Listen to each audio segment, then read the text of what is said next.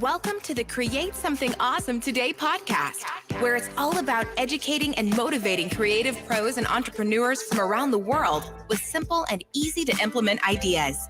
And of course, helping you create something awesome today. And now, welcome your host. He is the founder of Awesome Creator Academy, a YouTube educator, and the biggest Star Wars nerd you'll ever meet, Roberto Blake. Hey everyone, and welcome to the Create Something Awesome Today podcast. This is your host, Roberto Blake, helping you create something awesome today. And welcome to another late night edition of the podcast. I know that this has somehow managed to become the quote unquote new normal. I promise to get back onto a regular sleep schedule at some point, but as long as I can't sleep, you get great content, right? So there is that to be thankful for. Thank you, by the way, to everybody who's in the live streaming audience. And also, tonight's episode is going to be very interesting. First of all, thank you also for the audio-only listeners. We are catching up on the back catalog of content. I believe we're up to episode 45 now. We definitely have made progress since the episode with my good friend Sarah Dici, talking about what it's like to be a full-time YouTuber, sponsorships, brand deals. We're going to be talking more about YouTube and YouTuber secrets, the things that big YouTubers never share. We're going to talk a lot about that this evening, and that's definitely going to include a little bit of information about sponsorship and things all of you want to know. And I am going to get into a lot of specifics and details throughout this podcast. Some of it will be technical. This will not be the usual stuff. Some of this might even feel a little bit advanced. So for anybody that feels like this might be going over their head, I definitely apologize for that. But I just want to give you stuff that you wouldn't normally be getting. But as for things that you will normally be getting, let's go ahead and have a word from our sponsors. We thrive thanks to the support from our sponsors. Here's a word from one of them. You know, being a full-time creator is actually something that is really difficult because you have to actually treat YouTube like a business. And you know who actually helps a lot with that? Today's sponsor, Creative Juice. Creative Juice is providing financial tools and services for content creators like you and like me. I actually use Creative Juice myself, and you can sign up for a free Juice bank account with the link in the description below. And if you fund a Juice bank account, which costs you $0 to sign up for, you also can get, I believe it's $10 free right now using my code. If you apply my code, Roberto Juice. That information is also linked in the show notes and the description down below. Creative Juice is actually a wonderful support. It's also something that I'm investing in as an angel investor with my own money, full transparency, as well as other large creators like Mr. Beast, Graham Stephan, and also Justin Kahn, formerly of Twitch, as well as Shelby Church, and many, many other creators that you know and you respect, believe in this company and this service, and we're putting our own money and our own reputations behind it for a good reason. So be like others in the community. Take your business and your content seriously. Sign up for a free Creative Juice account and get wonderful financial tools like the ability to invoice for your brand deals, get earlier access to your YouTube AdSense through their Juice Boost feature, and also get some other cool information and data about the financial health of your YouTube channel. Thank you to Creative Juice for sponsoring today's episode of the podcast. And now back to the show. So let's talk about some of the things that most big YouTubers don't share. In a previous episode about creator mental health, we got into obviously some of the ups and downs of being successful, and also how things change once you reach a certain status or position. But rather than continue to dwell on that, even though the mental health aspect of YouTube is super important and more people should talk about it, let's talk about the business side of YouTube and being a YouTuber. And let's talk about some things that most creators do not share. Now, when it comes to this, one of the things I also want to do is, again, in full transparency, I'm generally transparent with you about data through my main YouTube channel. Those of you who follow me on Twitter know that I'm very open about things like AdSense earnings. Many of you know that I'm very open about how my channel does, not even just in terms of its performance, but also in terms of its finances. And so something that I'm going to share with you is the thing that is rarely shared. My complete YouTube channel, even though it wouldn't look like it on the surface, it did extraordinarily well in 2021. My YouTube channel helped with my overall brand and business. And in total, my YouTube channel for 2021, even though the AdSense earnings, or rather the YouTube monetization earnings, we'll separate this out in a bit.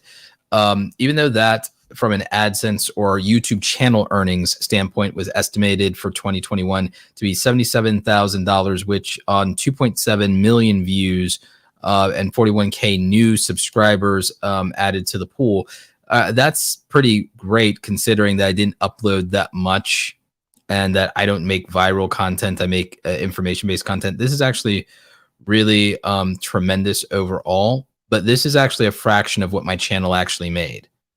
When you count sponsorships, affiliate revenue, and also the earnings from my coaching business, Awesome Creator Academy, and a few other revenue streams here and there, my business as a content creator did over $400,000 in gross revenue in the year 2021. Now, don't get too excited and don't clap for me too hard, because the thing you have to understand is I paid a lot in taxes, and I also spent a lot on my business. I spent probably more than 50% of that income back into the business itself. My largest expenses being the payroll for my part-time employees. I don't have full-time employees. I have part-time employees. I have contractors. I have freelancers. I mostly work with friends and family or established freelancers that I've had long-term relationships with. So most of the money went back into that. And then I don't lifestyle flex. Most of my money that I would keep in terms of my net profits that doesn't go back into things and doesn't go into like taxes, I put that away into investments and retirement accounts for my long-term future, because I did not start investing or set up any retirement until I was already into my 30s. I didn't start investing until I was about maybe 32 or 33 years old in terms of my retirement. I had savings, but I had not accumulated money in my 20s. As many of you know, I was broke in my 20s. I did not start earning and becoming successful into my 30s. I will be 38 this year. So for me, even with making multiple six figures, even with substantial income on the business side of YouTube, running a business means that you put money back into your business. And if you're familiar with Mr. Beast, he spends almost everything he can back into growing his YouTube channel. I spend my money invested into my business, and a combination of that is my biggest expenses were my team and outsourcing.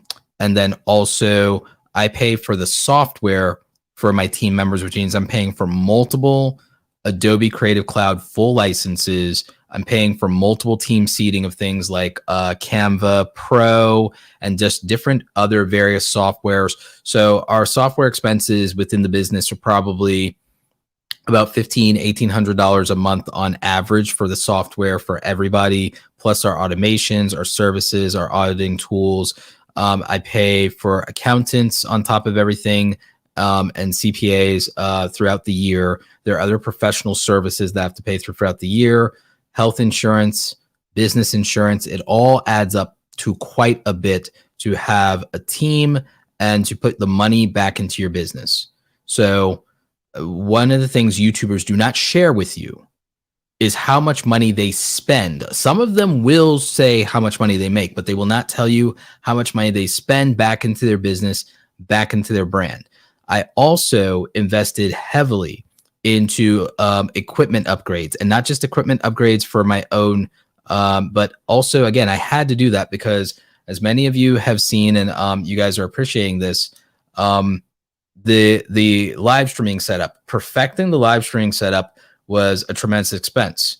And then with trying and wanting to expand the quality and quantity of the content, we also had to invest heavily into backup resources in terms of multiple hard drives. And then one of the other things that we looked at is that I invested into my team having better hardware, in addition to me paying for software licenses. we paid for members of my team to have better hardware. So that was an investment that I made directly.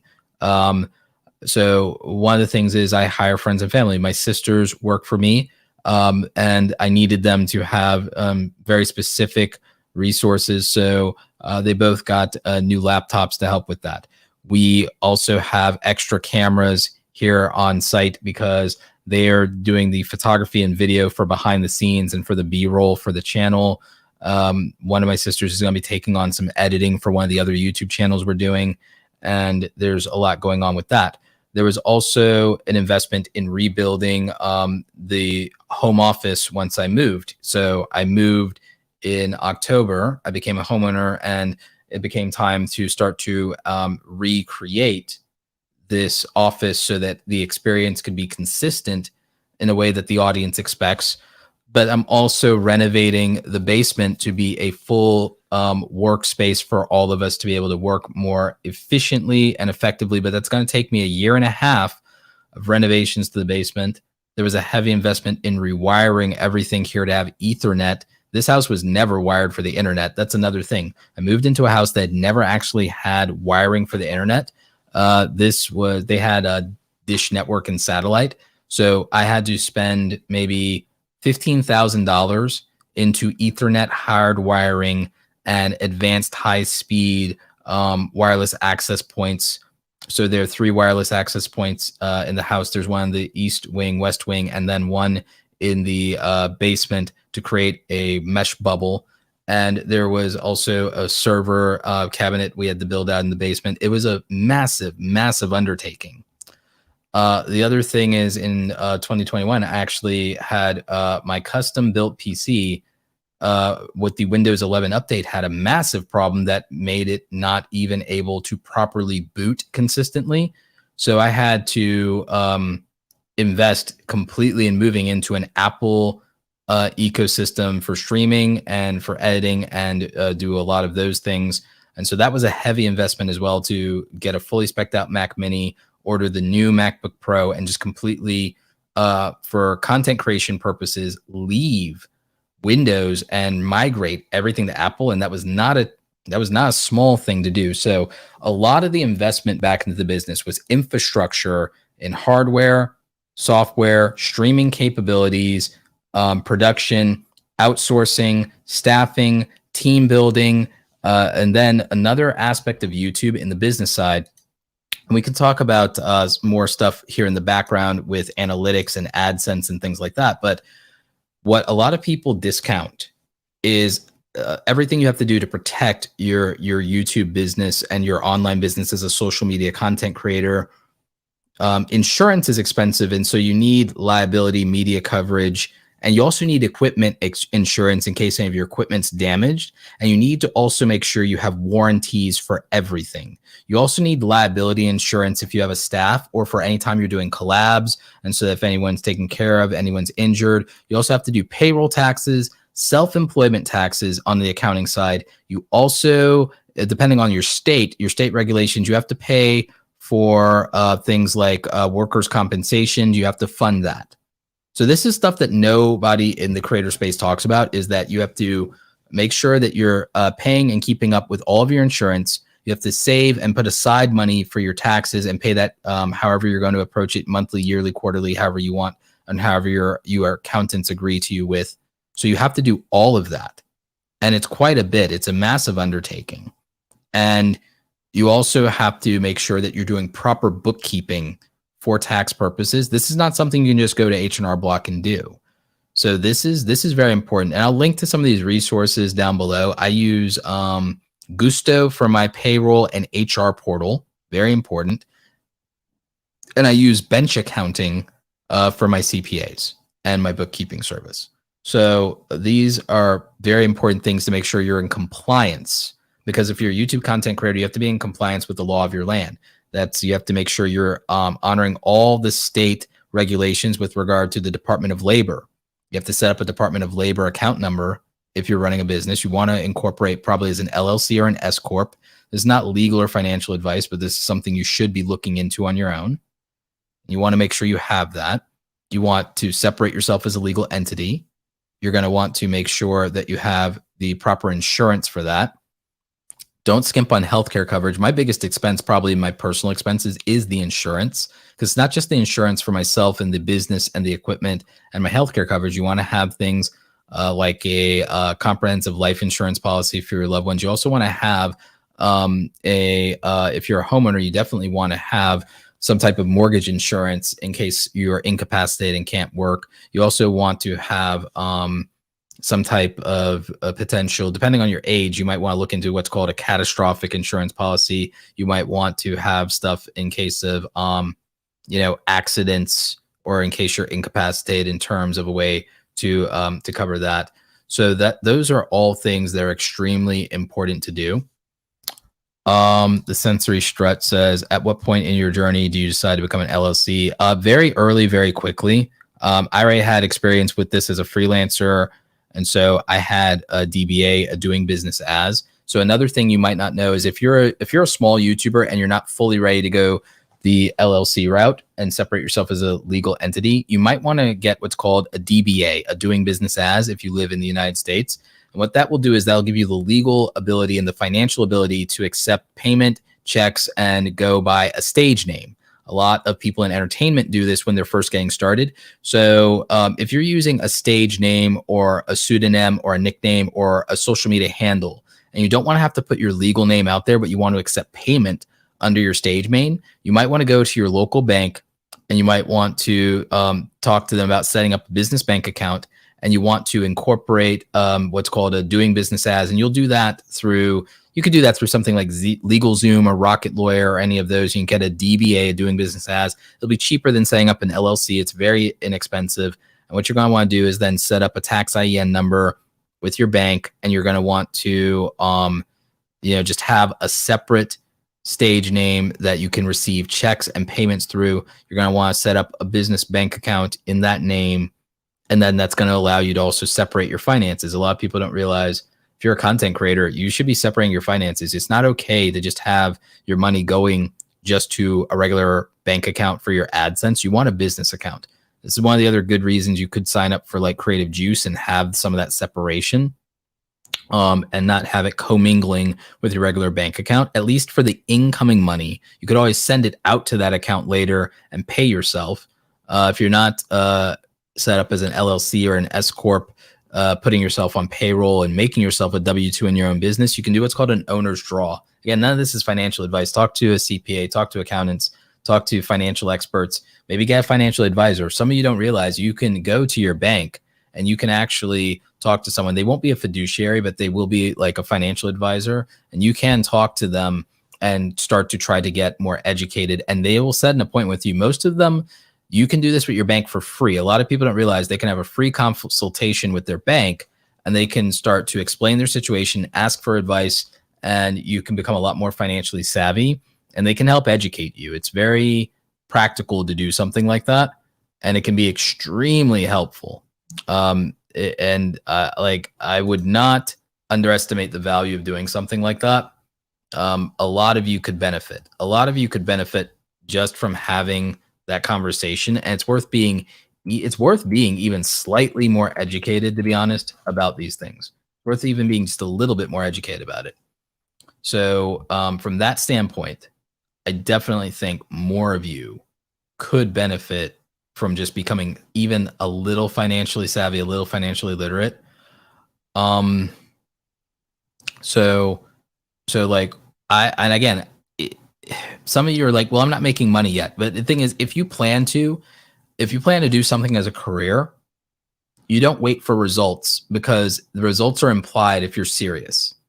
If you're serious and you believe you can and will be successful, you should act as if you're going to be successful. You should put these things in place. It's not like you're wasting fabulous sums of money by setting yourself up properly, because the downside is if you are very successful at any point and you're not prepared, it's too late or it's going to hurt. So there's no point in waiting until results manifest if it's not the type of money that will represent a very painful hardship for you. Don't pinch pennies on being prepared. An ounce of prevention is worth a pound of cure. So I wouldn't hesitate on this too much. There's another business that I'm starting. I'm starting a business with some family members, and I don't expect anything to manifest from this business until at least 3 to 5 years from now, depending on the market. And I've just went ahead and I incorporated that business. I went ahead and paid money to incorporate that business now, and I don't expect to make any money on that business for 3 to 5 years. Now again, I am in a different financial position to where that money to incorporate that LLC doesn't represent a hardship for me, but that's something that I want you to consider more, is like, if it's not a hardship for you, just be in a position where you're making sure that you're prepared well in advance of any success that might come your way.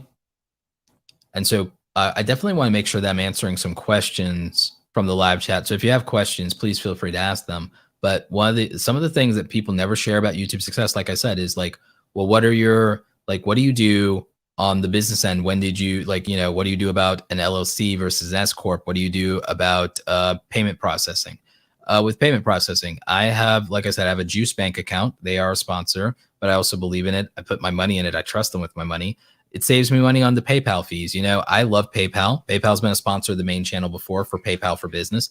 And I have PayPal for Business, but you know what else we paid in fee? Like, I'll tell you this, in fees and payment processor fees and bank fees, we paid over $8,000 last year in just fees. We paid over $8,000 last year in just fees.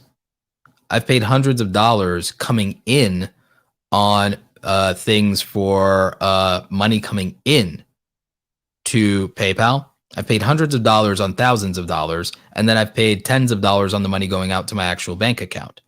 And that adds up over the course of 12 months. That adds up to thousands of dollars. And so between the banks and PayPal and even Stripe, we've paid over $8,000 in fees and transfer fees. So, that's the issue. James Dean has some great advice. Also, if you're worried about doxing, use a registered agent to create your DBA or LLC so your personal address and name doesn't have to be on the filing. Absolutely, that's good advice. Here's another one you could do. You could also set up a virtual office that has a physical address and not a PO box. You could also do that with WeWork, and you can use that. And then for me, I use that address whenever I sign up for any websites. I use that address instead of my own personal address. And that's something you also do to protect yourself from being doxxed. And that actually helps a lot. Obi Toys says, Social Blue Book says I should charge 6 to 9K for a dedicated brand video. Nice. I have 63.5K subscribers, 13 million views total. Does this amount of money seem high? Do you trust Social Blue Book values? I don't know your situation, and I don't know your content enough to make a judgment about that. I'll tell you this. I don't trust any system to tell me my values. I set my prices myself. And that's not a satisfactory answer for most of you, because most of you just want to plug in your views and your subscribers into a calculator, into a formula, and say, oh, that's my price. You don't want to think harder about than that. I've done videos about brand deals. Honestly, all of y'all, I don't use calculators. I don't believe in them. Social Blue Book's a great company. I know the founders of that, and I like Social Blue Book, but I don't believe in using calculators to determine my value, because they're intangibles that I can't plug into a calculator that determine my value and my relationship equity. So I don't use them. I make a determination about that based on criteria that is not objectively measurable in those ways as well, or that's not going to be able to be put into those calculators. So that's just something to consider. The Shello Online says, when is it time to incorporate and become an LLC? I would say if you have the money to do it and you know what you want your name to be, that there's not a better time than that. Some people say, oh, when I'm making money, oh, when I'm look, I don't think there's any downside to having an LLC. I think there's zero downside to already having an LLC. If anyone can come up with a downside to having an LLC or an S Corp, please tell me what you think the downside is, because the only downside I can see is you can't afford it and the money would be better spent elsewhere is the only argument I could say for not doing one. The only argument for not just going ahead and doing one is if you really just don't believe which I don't know why this would be true if you want to do YouTube or be a content creator, but if you don't believe you're ever going to make any money, that would be a reason. But if that's the case, why are you doing it?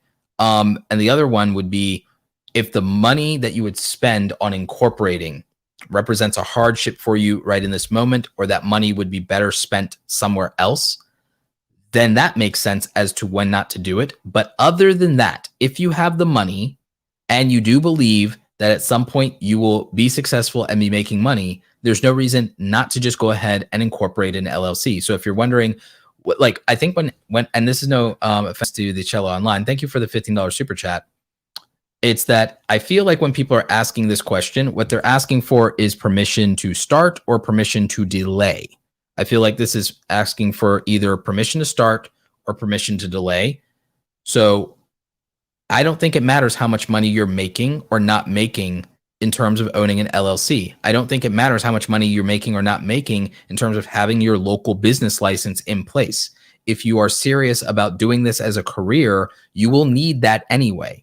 If you are going to do this as a career, you will need that LLC or S corporation. You will need that DBA. You will need that business license. You will need that business bank account regardless.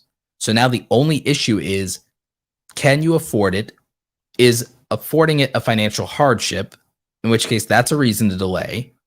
Or is that money currently better spent elsewhere? That's the only other reason to delay doing this. If you're planning for it to seriously be a career and you believe that it is a successful career and you believe that it is viable, which is why you should be doing it, meaning that it's not a hobby for you.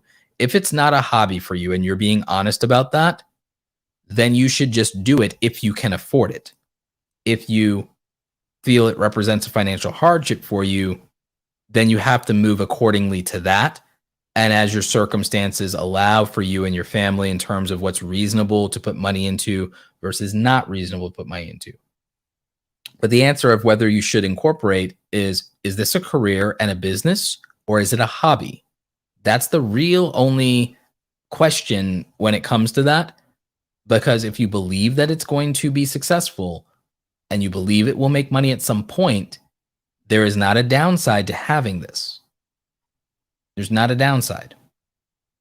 So but the thing is, if you don't think you're going to make money, now granted, you may not have made any money yet, but if you believe this will be a career or you desire it to be a career, you have to risk investing in something as a career, knowing that it may not work out. The thing is, you know what? People invest money into their career in sports as a student athlete, knowing that they probably have no intention of being a professional athlete or a college athlete, but they put the money in during their high school career and they just suck it up and they do it. But people are very resistant or very reluctant to put money into their career as an artist, a content creator, or any of that, because it hasn't made money yet, or it's not going to make money yet. Yet people have no problem putting money into other hobbies that have no hope of making them money. People have no problem putting money into their sports stuff, even though they know they're not going to go pro. They have no problem putting money into their video games and comic books, knowing they will not make money off of those things, or that they won't sell them or whatever, or their hobbies. We put money into designer clothes or shoes with no hope of ever flipping it and making money. So what's the problem with putting money into your content creator career, even if you don't make it back? You're going to spend money. Let's not pretend that we're going to take the money that we would otherwise put into YouTube and that we're going to invest it in stocks or real estate, or that we're going to put it in our savings account. Let's not pretend that that's true, because it's not. We're not going to do that.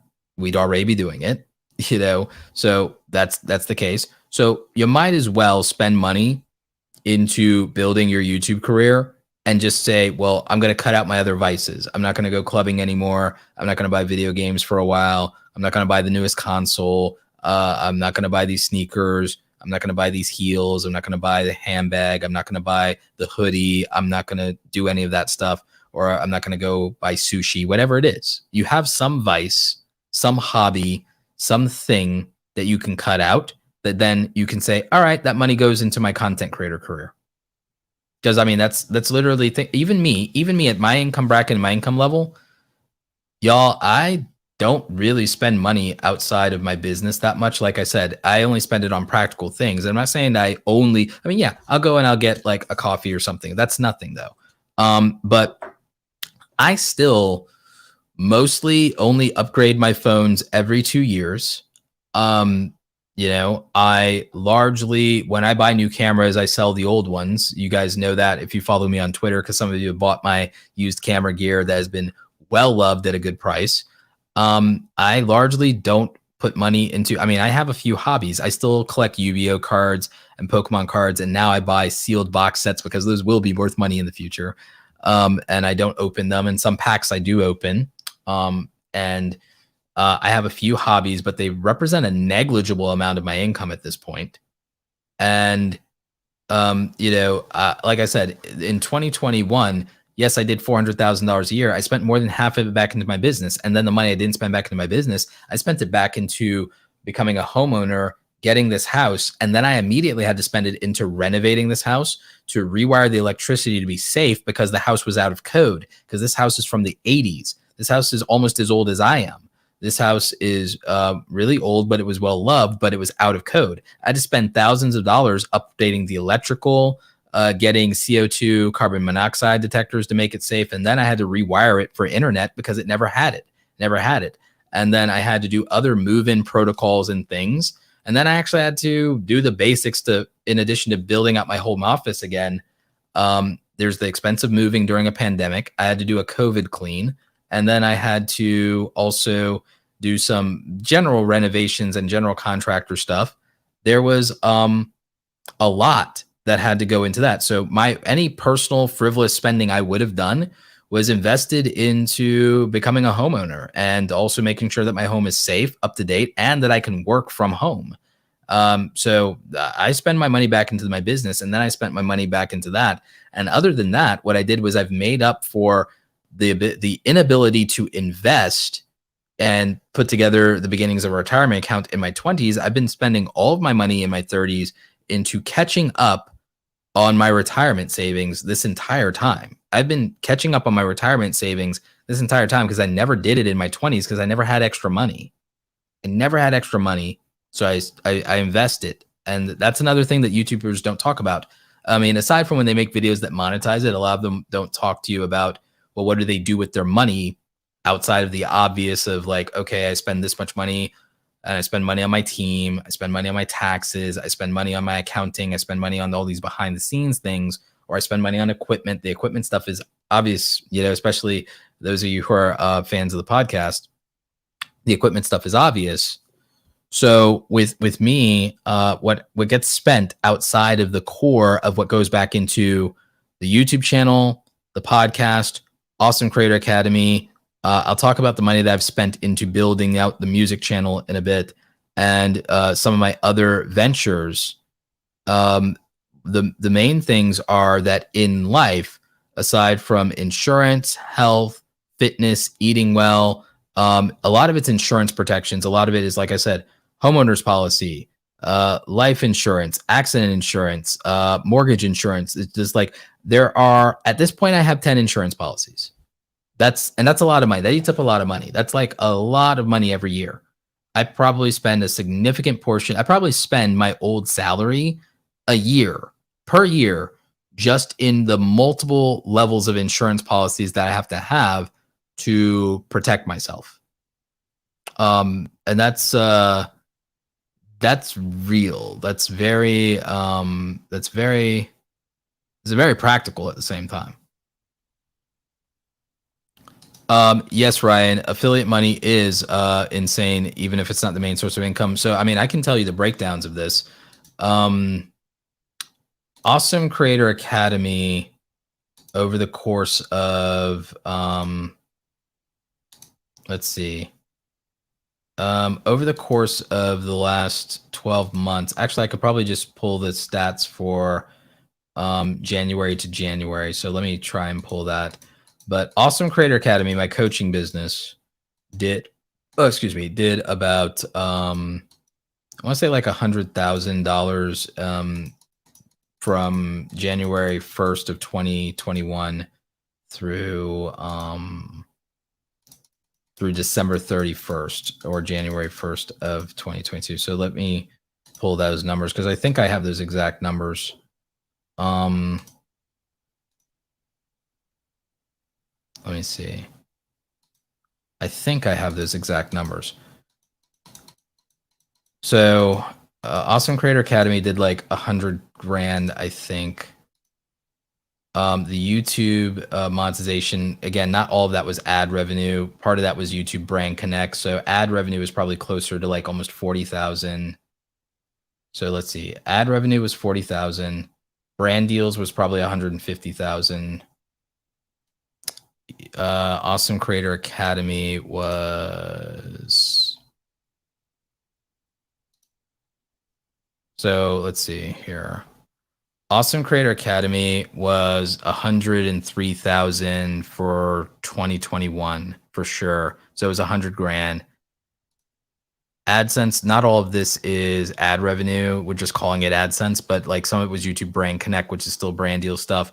Then combined with the brand deals outside of this, brand deals was 150. Ad revenue was almost 40. So chalk that up to like what, like 190. Awesome Creator Academy is 100,000. That's 290. And so the rest was largely a good portion of that was affiliate marketing.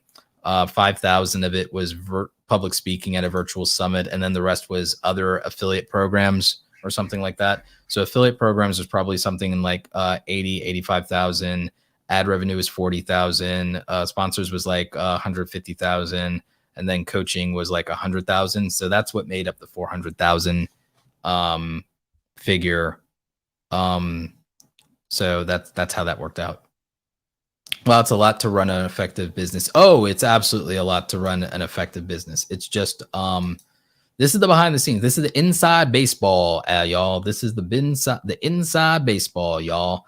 So yeah, and I know some people are skeptical and may not want to believe affiliate revenue can pay that much. I mean, I can actually bring up the affiliate dashboard just for TubeBuddy, and then you can actually see for yourself. So from a transparency standpoint, which I've shown this publicly before, but I know a lot of people don't like to believe it. But with software as a service, affiliate marketing specifically, you do very well. And it's actually probably the most reasonable and the most, it's probably the most reasonable and it's probably the most reliable way to make legitimate passive income that's also fair to the consumer and the audience. Because like with TubeBuddy, I do like $5 grand a month. You can see my lifetime earnings down there. And I bring this up because this is true passive income because it's software as a service. It's recurring monthly income, but it's also because I've achieved helping lifetime customers in terms of installs and paid purchases. And so people only pay for software every month if they get value from the software that they're using every month. Nobody, and so this is recurring. This is not like one-time commissions, it's recurring. So that's lifetime commissions. Now, I have other affiliate commissions too. I mean, even Kajabi, I use that for my own business. Kajabi, I do maybe 1,800 a month. So it's significant. And so like YouTube ad revenue is what too many people care about YouTube ad revenue. I get it. But like, and that's still not bad, but too many people care about YouTube ad revenue when YouTube allows multiple opportunities to monetize. And you can do really well with avenues outside of YouTube. And then it's practical. And then you could look at it from this perspective. I look at it as you should think about the things you have to fund. And in real life, if you have a 9-to-5 job, instead of being someone who diversifies their income streams as a content creator, if you have a 9-to-5 job, you're trying to fund your lifestyle, your taxes, your business or ambition, and your savings and retirement from a single income source. That's unreasonable. You're trying to fund and then you still want to be able to jump on opportunities as they arise. So you have 6 things you're trying to do, and you're doing it with what? One income stream called a 9-to-5 job? That's unreasonable. That's insanity. Think about it.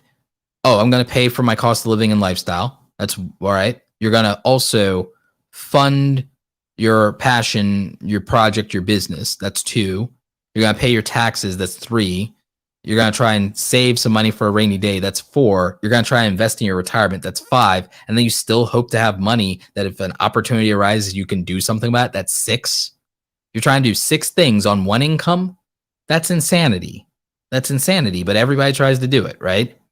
And then they think entrepreneurs are crazy. You think entrepreneurs are crazy? Try trying to do 3, 4, 5, 6 things on one income source. That's insanity. That's nuts. So let's probably not think that that's a reasonable thing to do. So and then what do people do? They get a second income source. They start making money on YouTube or Twitch or TikTok.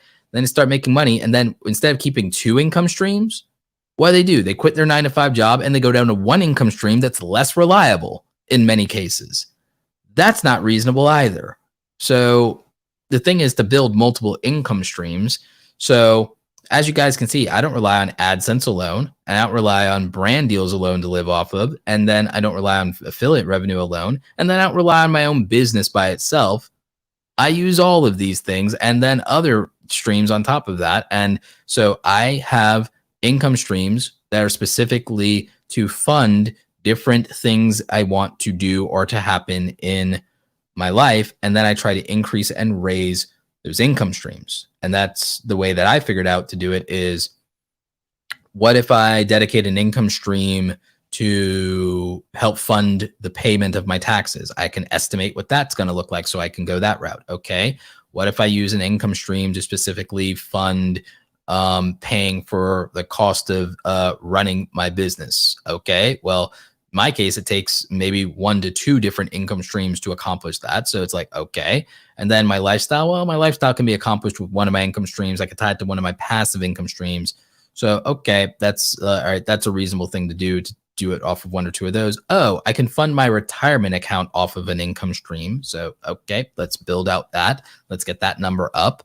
Oh, and then holding some money to invest in the future if an opportunity comes up. Yeah, I can find an income stream to squirrel away from that. So building multiple income streams, especially ones that can be passive, one that can be evergreen, one that can be recurring revenue, those usually make the most sense to do and would be the most reasonable thing to do.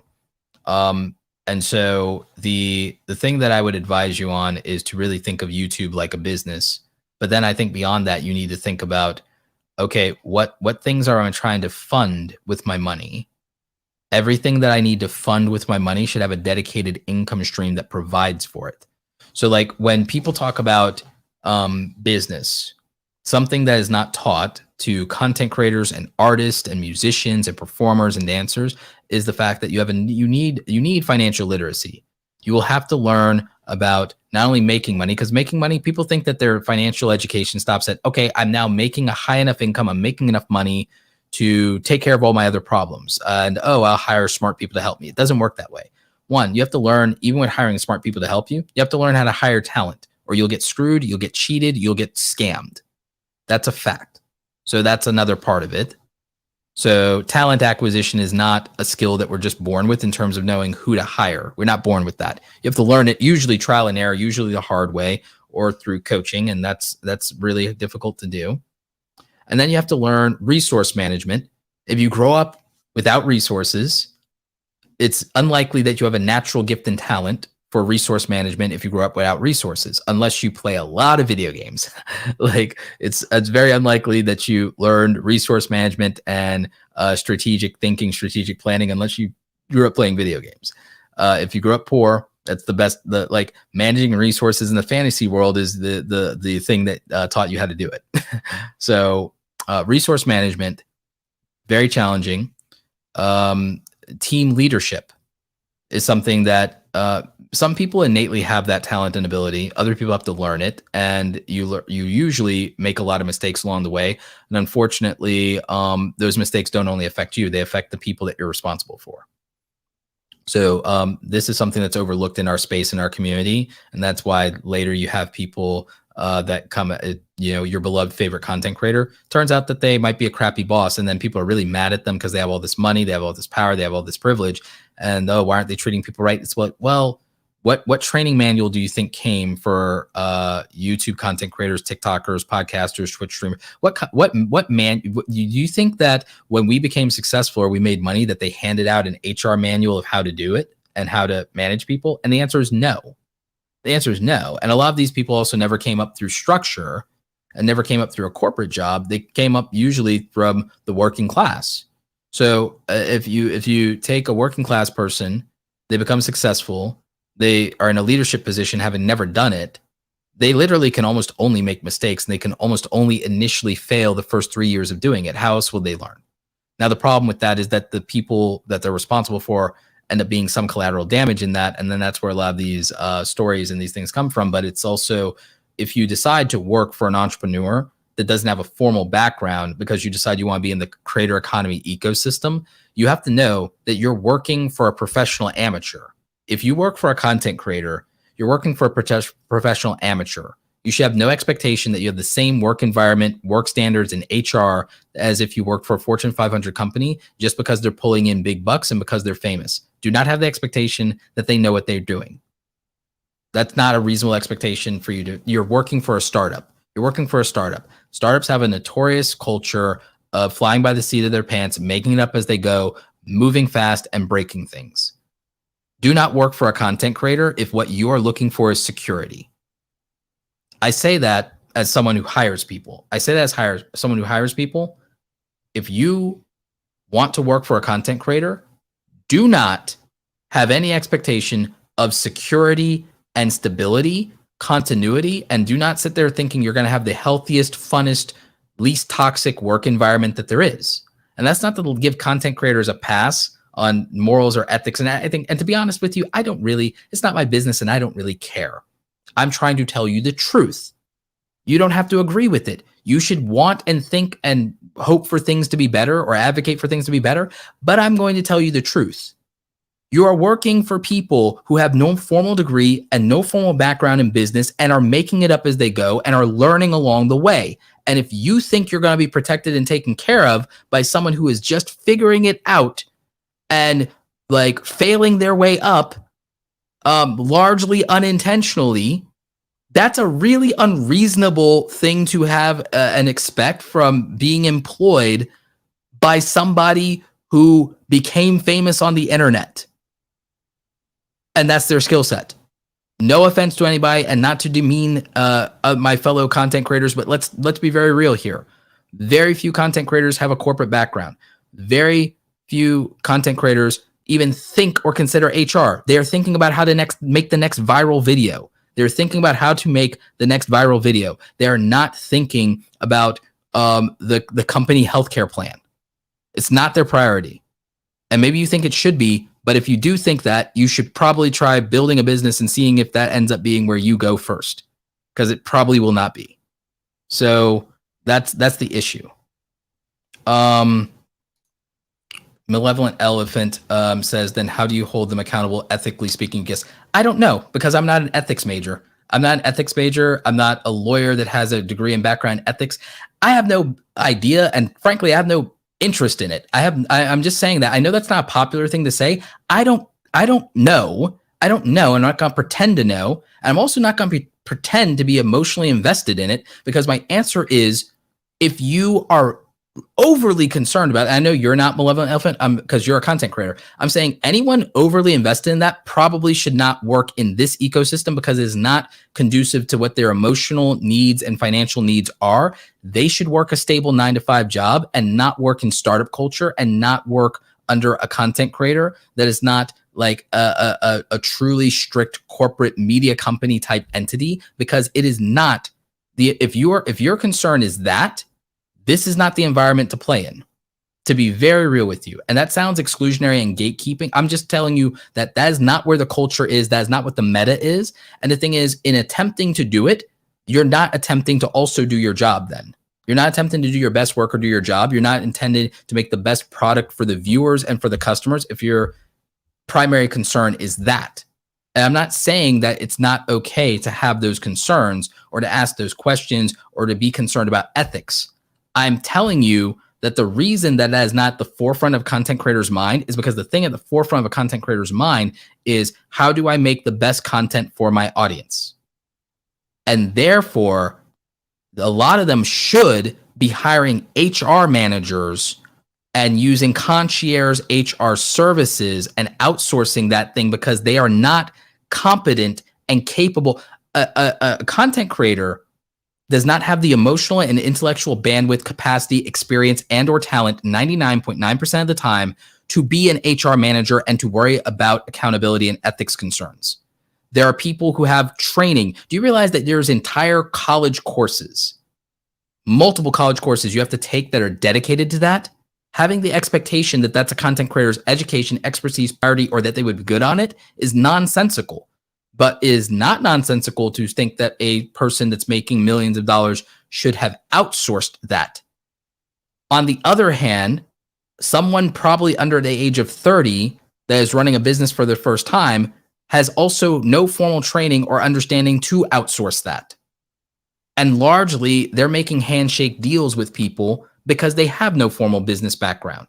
So I'm saying that if you're expecting people to be geniuses and also to think about what mostly affects you and your concerns and to have HR at the top of their mind, when you're literally talking about someone who probably in their 20s went viral by accident, you do not have a reasonable framework or expectation of the person that you're working for. And that's probably a mistake. And you probably are best served working for someone else and in a different industry and in a different employment framework, because this is not in your best interest.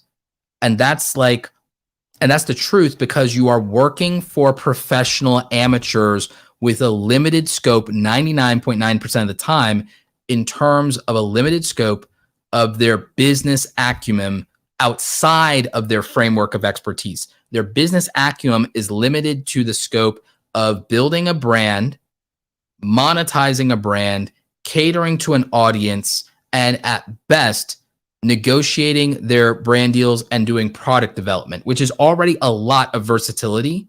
And hats off to the creators who have at least that ability. But you are literally now asking them to be good at 12 things when the 6 that they're good at is probably already an unreasonable stretch and already makes them a unicorn.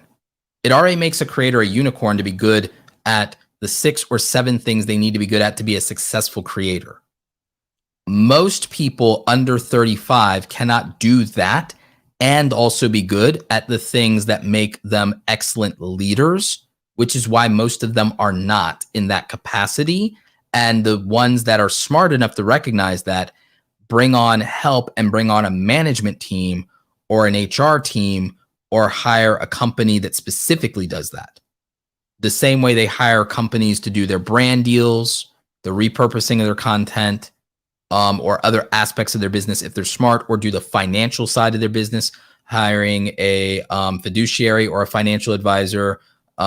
Sometimes they also get somebody specifically to handle accounts receivable, accounts payable, and payroll if they're smart. But a lot of creators are not. Even large top tier creators still write personal checks to people who do work for them, still pay directly out of pocket, do cash, don't use contracts, don't use lawyers. And that's just because, again, these are people at a professional level. They're still playing the game like amateurs, largely because they're young.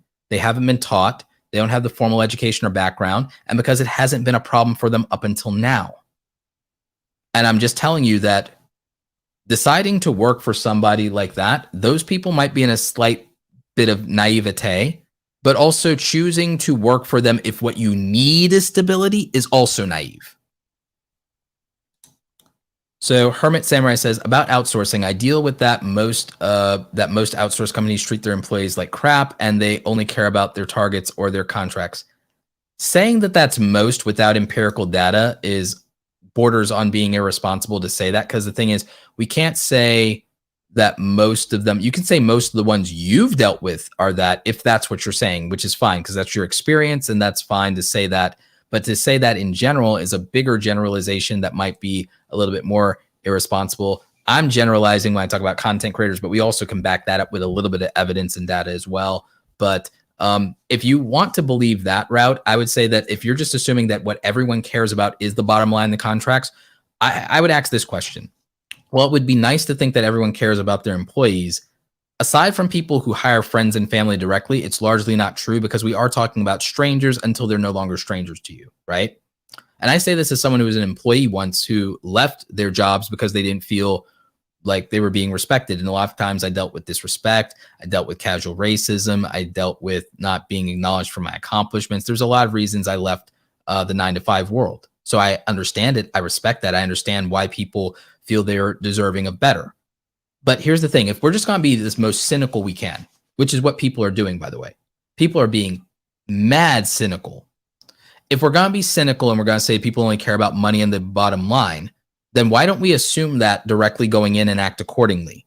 Why do we keep making the assumption that it can or should be better? If we are going to go ahead and then go into the cynical realm of people only care about their targets, they care about their money, they care about their profits and their bottom line, why do we not approach things ruthlessly and rationally and advocate on our own behalf, not from the position of expecting care or empathy? Why don't we then also align ourselves to self-interest then? If we align ourselves to self-interest in our endeavors and we don't expect that we're going to be treated well, we expect that it's going to be a transactional relationship, then we're going into it theoretically, as cynical as that is. And I'm asking the question. I'm not saying we should. I'm asking the question. If we're going to be that cynical and say, no one's going to care about me as an employee, no one's going to care about me personally as an individual.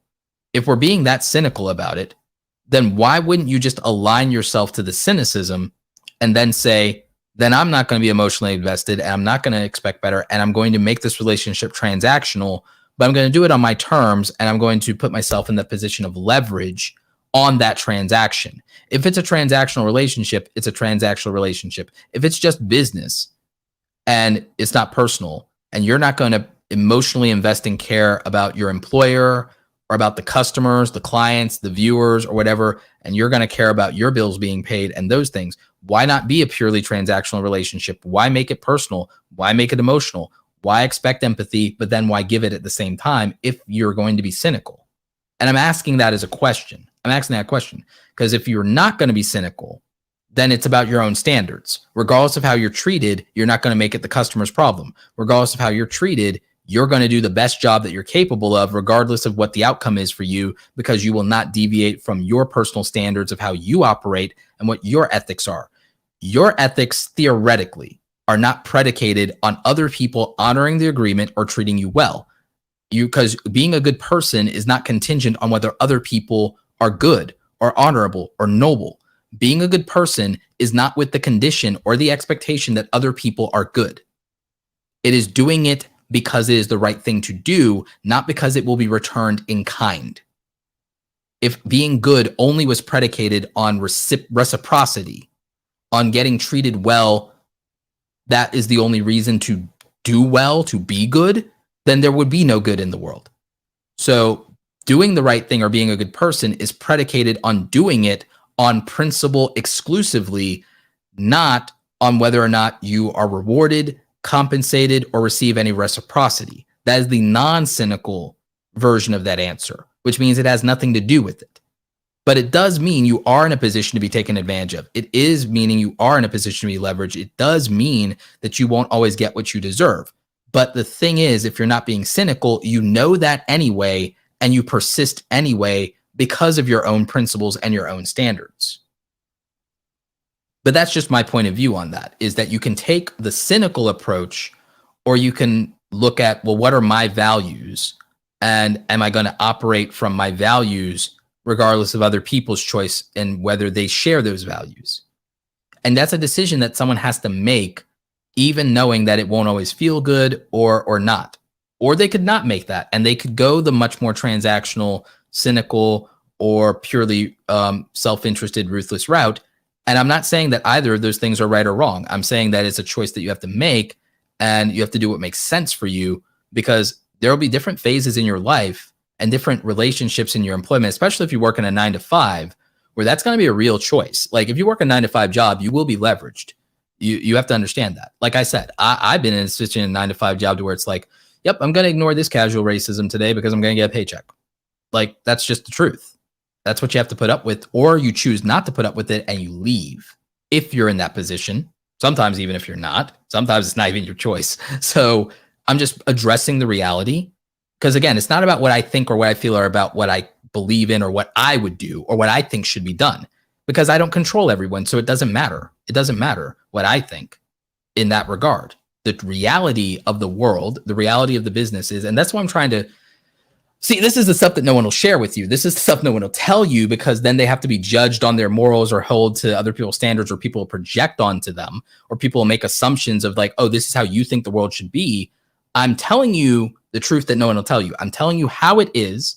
I'm telling you that here is the most reasonable version of what you can do about it that is in your control, because you cannot control other people.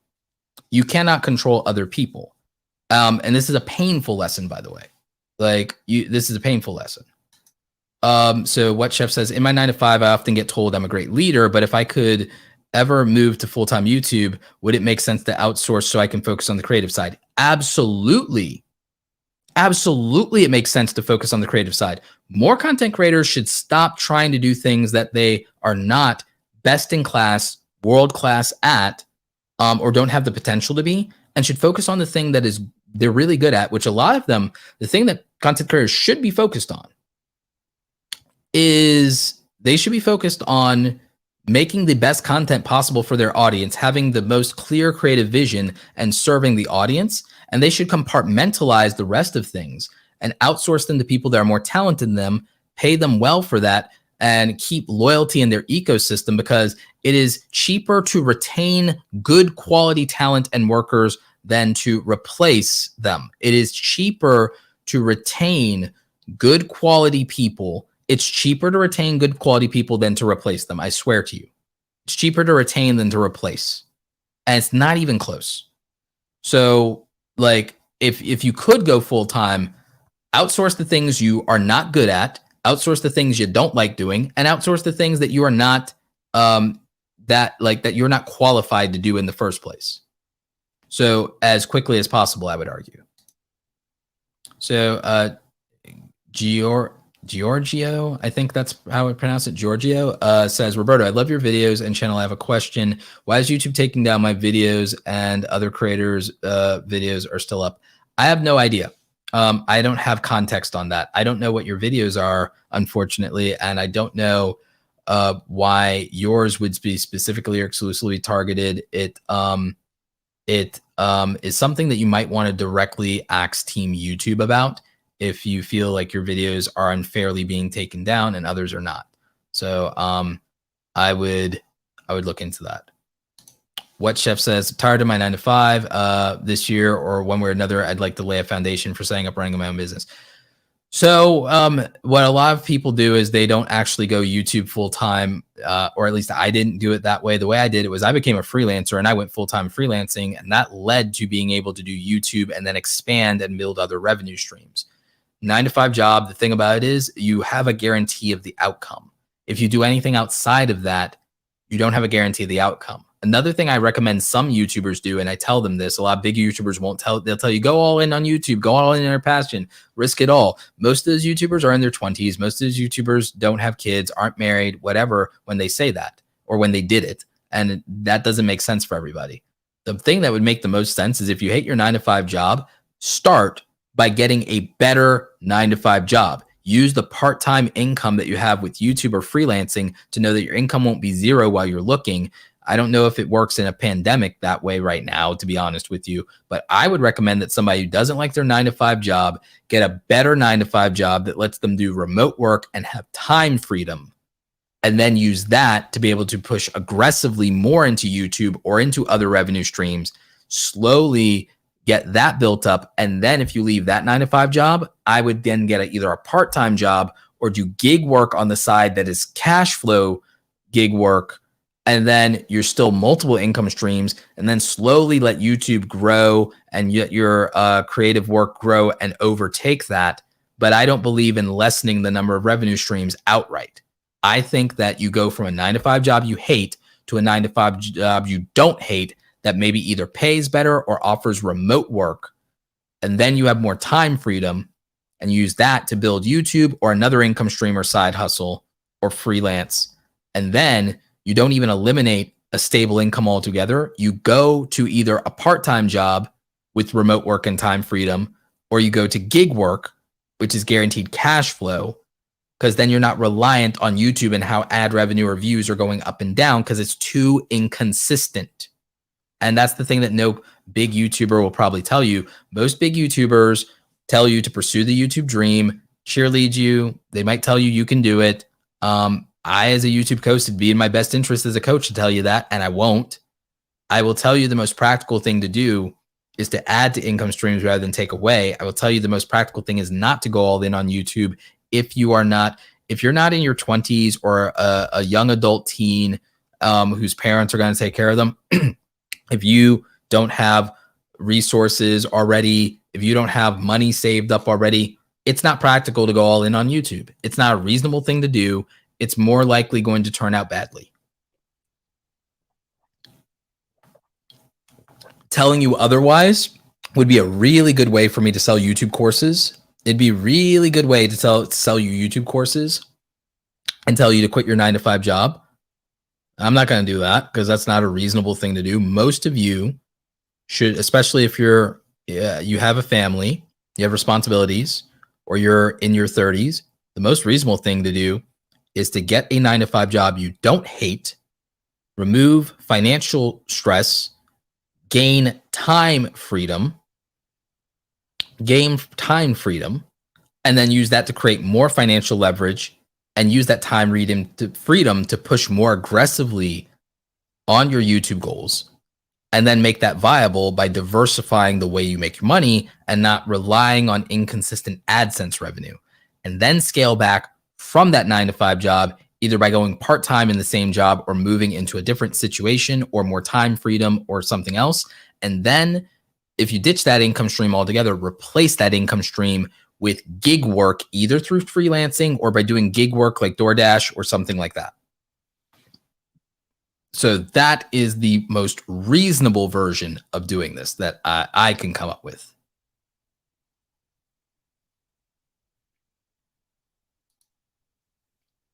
So Flip Classroom Tutorial says, love what I do, teach and ed tech integration, family, kids, household thing. And so I'm thankful to get to combine my creator outlet with my day job, agree with adding income streams. Oh yes, it's very important and reasonable. I think most of the background on doing this whole thing in the YouTube dream thing largely comes from people that are younger, and it's no offense to anybody, no offense to younger people, younger millennials, Gen Z, nothing like that. I'm 37, I'll be 38. I'm coming from the perspective of someone who did not have that luxury. Like, okay, I did not have that luxury. And also I came up in a different time. Back in my day, everything was harder. Like, yeah. So I came up in a different time, and I understand the financial ramifications of leaving a steady income behind, and it doesn't work out for the majority of people who try to do it. So I came up with the most reasonable answer that I could come up with for people who are not young and can't YOLO it and fall back on their parents. So that's like, so that's what I believe in, is I have to give you the most reasonable version of it.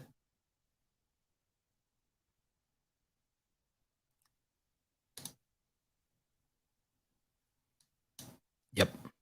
So,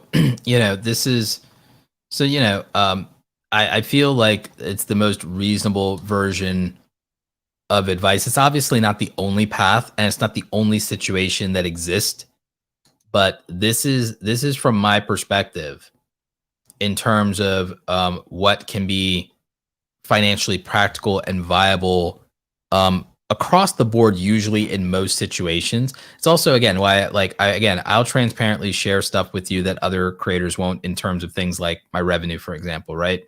So for me, the January slump hits, and I'm only down by small percentages in terms of CPM and RPM rates. Mine are pretty high. In general, My CPMs tend to be pretty high. In fact, you guys, you probably can see this better if I go more this way, or yep, here we go. So yeah, you guys can see this a little bit better here. CPMs. Let me see if I can move this over so that it just makes more sense. Nah, I can't arrange it the way that I want to. Like, it doesn't let me customize this the way that I would want to. But here's the thing. A lot of you worry way too much about views. What I worry about is playback-based CPMs. Y'all worry about views way too much. And everyone assumes that all views are equal and just getting more views would make you more money. It's actually not true. So if you look at RPMs, that's the take-home revenue per 1,000 views. So if we compare that with the playback-based CPMs, we can see that this is my aggregate average for the last 28 days. And I'm not getting a ton of views right now because I haven't been uploading. I took like 50 days off and then I just started uploading again. So that'll rebound and that'll go up. But the thing is, think about it. I don't need it to be that many views to think about it. 125,000 monetized playbacks equals $2,300 in revenue. How many views do I really need to make good money, right? My situation is different. And why? Because I have these high CPM videos. Look at this video. This video has almost a $50 CPM, $23 RPM per 1,000 views. 1,000 views on this video is worth more, even if it gets less overall views than another video. So why would I worry about how many views something gets when I can worry about its earning potential per view instead? And then I can maximize on that, because getting 2 times or 3 times as many views to only make half as much money is not nearly as practical or worthwhile when you really look at it. So I consider that. And so I think about that from a traffic targeting standpoint of like, well, why not push the thing that earns you more?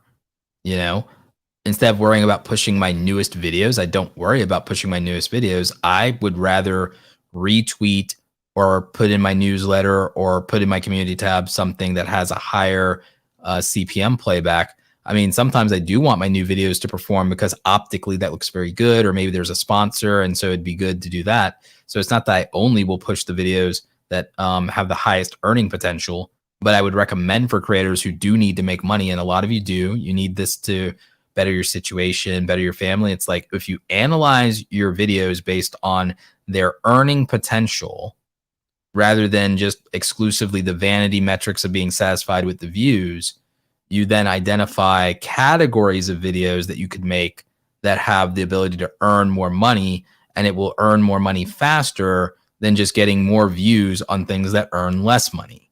So there's and then evergreen content has the ability to make money in perpetuity. Your highest earning videos may not even be your newest videos. It might be videos that just have the ability to earn money indefinitely over time. And so that might be, I mean, this is a video that still earns money a year after upload. There are videos that I have that still earn money 2 years after I uploaded them. Like, so there's a very practical version of approaching YouTube versus just purely a romantic version of approaching YouTube. And again, most creators don't share their revenue. They don't share their CPMs and RPM values. I've shared that publicly, and I've shared what individual videos make and things like that. So, you know, and like I said, I've shown things like my affiliate dashboard. So like, you know, for me, I don't mind being transparent about this stuff. It's just that you have to take it with a grain of salt, because your mileage may vary. You may not be able to do this based on different specifics of your niche, your category, your circumstances one way or another. So there's a lot to unpack there.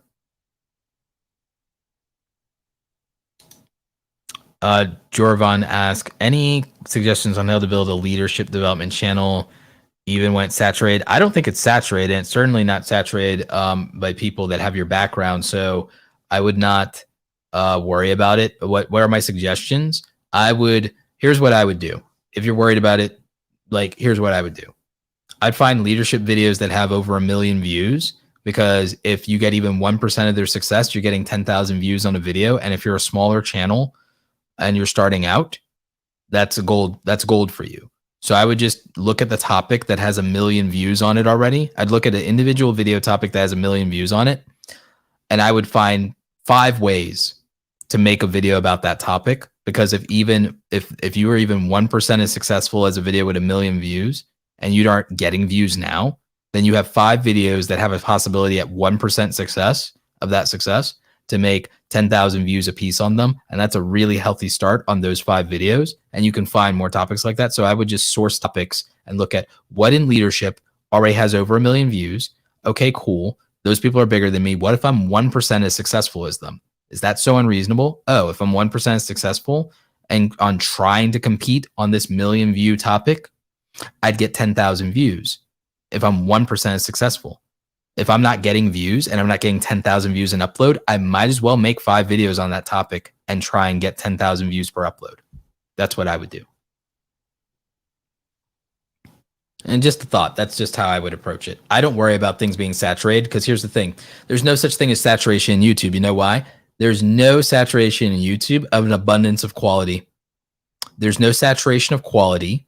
There's no saturation of representation, and there's no saturation on a different variation and a different take of a topic, but breaking the meta of that topic.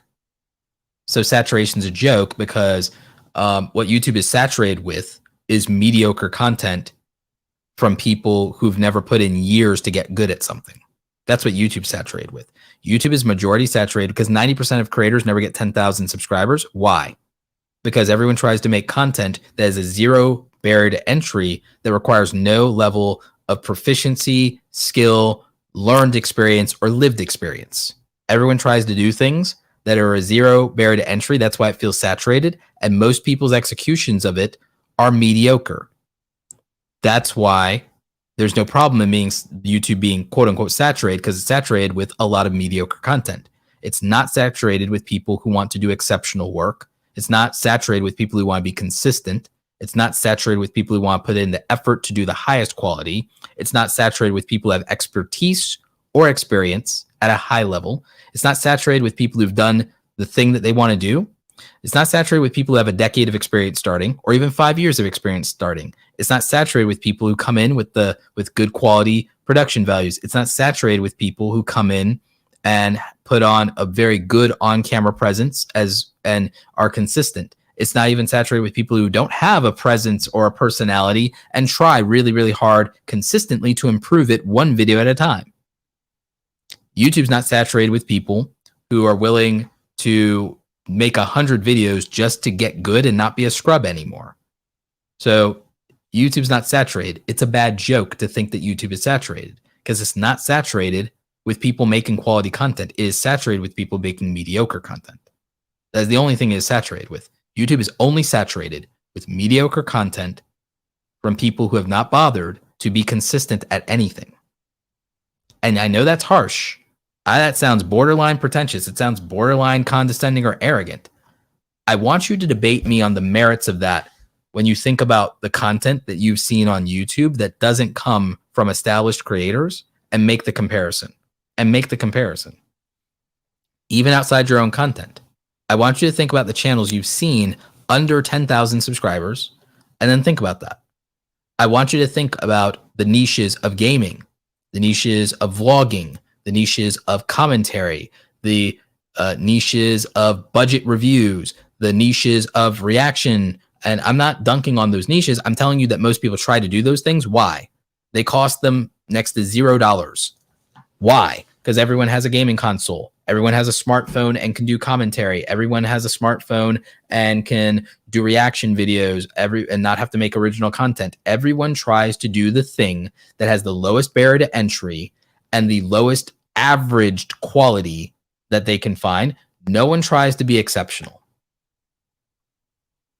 And that's the difference. And that is the difference. And I'm being harsh because I am being real. This is the stuff that nobody will say because it is not relatable. It is not relatable. It is not likable. It is not agreeable. It is contrarian. It is harsh. It is brutal, and it's not what anyone ever wants to hear. And I hate to break it to you, but large creators are largely successful in relatability, likability, agreeableness, and being approachable. I wasn't necessarily good at those things in high school, so it's a little late for me. But all joking aside, and I don't say that to be critical or to dunk on creators. That is a good way to be successful in any aspect and dynamic of life. You will be more successful in life. You'll be more successful in life if you're likable, approachable, agreeable, and relatable, which is not as good for a lot of people that are more awkward or introverted, or it's not as easy. You won't score as high marks on that, right? If you're shy, you won't score as much high marks on that. If you're a contrarian, you won't score as much high marks on that. If you're in any way neurodiverse, you won't score as much high marks on that, right? So there's an archetype to the type of people who are usually successful in the YouTube meta, which is unfortunate, or at least successful at a very, very high level. But a lot of it will come down to agreeableness, likability, relatability, approachability, a sense of outward humility. And unfortunately, it comes at the price of actual authenticity versus the projection of authenticity, largely through things like virtue signaling, right? And I don't hold it against anyone because it's proven to be it's what one does to be successful. It's also the same in corporate America, by the way. It's the same in corporate America, where through that agreeableness, that's how you become a yes man, a yes woman. The likability is the navigation of office politics. The humility is how you always are spoken highly of and referred and recommended. It's the same game, navigating that. Social hierarchy, social ladders. It's the same thing in high school. It's the same thing in corporate America. And it's largely, unfortunately, become the same thing in YouTube. And while I feel some kind of way about that, I can't hate on it because it clearly works. It clearly works. But I also do think that it does set the example of it sets the tone and example of the fact that people feel the need to in many ways be less authentic these days. And that's not how it started out. YouTube started out very differently than that, and it was very much about authenticity. So Hannity Bailey, thank you so much. Thank you for sharing and being honest and open with your finances and income. You are very welcome. Appreciate you. Let's see. Yeah, it's yep. What the chef says, Roberto, reason I always tune in and am available is student of your work is your honesty. Best real genius advice at channel. Thank you so much. I appreciate that. Marilyn Schatz says, I've been following you since the early Periscope days. You've always been real and honest. Thank you. I appreciate that. I try. I think that largely I became jaded at corporate America and 9-to-5 jobs, and the fact that you had to wear a mask and you had to be agreeable or basically be fired at any given point, or to get ahead or to get promoted, you had to navigate the office politics and be likable and agreeable and a yes man or yes woman. And it's like, you do that. I mean, I didn't start the content creation thing until I was like almost 30 or something. So like, like a decade in the workplace, you get burnt out on that. In my case, you become a little bit jaded, you become cynical, and you can't take it anymore, literally can't take it anymore, and you leave. And so in coming to the internet, I wanted to be myself. So I've like never put on a persona. I did not create a character, which is fine. Some people do that to create emotional distance and set boundaries, and I respect that. I did not, and I could not create a character to be on the internet because I could not deal with the duality that came from the corporate America side of hiding myself in that way and not being seen. it was not a mental health journey that I could continue on. So that's not something that was for me. So for me, I had to be able to find a way to be my authentic self on the internet, and that largely became the route that I went in my YouTube journey. And I'm very happy with the fact that I was able to build a community that respects me for it, that likes me for it, and understands that I'm blunt, I'm direct, I'm candid. I tell it like it is. I don't pull punches. And the thing is, I think a lot of people, and here's the thing, even when people bring up the questions of ethics in the creator economy or entrepreneurship or business, and I get it, because again, I was an employee too. But I respect the hustle of being an entrepreneur. And again, I work with people directly that I know and I like and I trust. So it's a little different than hiring strangers. So it's different for me. But the thing is, not everyone wants to hear it, and everyone wants you to, these days, at least, in my opinion, these days, everyone wants you to virtue signal and be rah and do this. And everyone wants a crusader for their cause. Everyone wants to sign up crusaders for their cause. And I don't think that that's the most practical or appropriate thing. I kind of have this internal philosophy of, don't join. Because again, I'm 38 years old. I've learned the hard way. Smartest thing anyone could do is don't join. Don't be a crusader. Don't be a foot soldier in anybody's cause. Align yourself to your own interest and do so with the least harm to yourself or others. And just try to be a respectable person and keep to your own code, hold your own values and principles. Do not let other people try to strip you of your individuality. And the best way to protect your individuality is a very simple rule. Do not join. Again, hard lessons in life to learn. Now, not everyone agrees with that, and you will not be shocked to know that the people who disagree with that want you to join something. So I've kind of got into that cynical place in life over the years of just like, you know what? You keep your own counsel, you keep your own code, you do what you believe is right, and with the knowledge that you have at the time, you try to treat others the way that you would like to be treated. You try to have your own sense of fair-mindedness, and you don't let other people try to tell you what's right or wrong. You try to hear them out. You try to give people the benefit of the doubt, but you ultimately let yourself be the judge of how you think you want to move forward, because you're the one who has to live with it. Other people who want you to do something aren't going to be there when you have to live with the consequences of the choices that they make for you. That's the truth.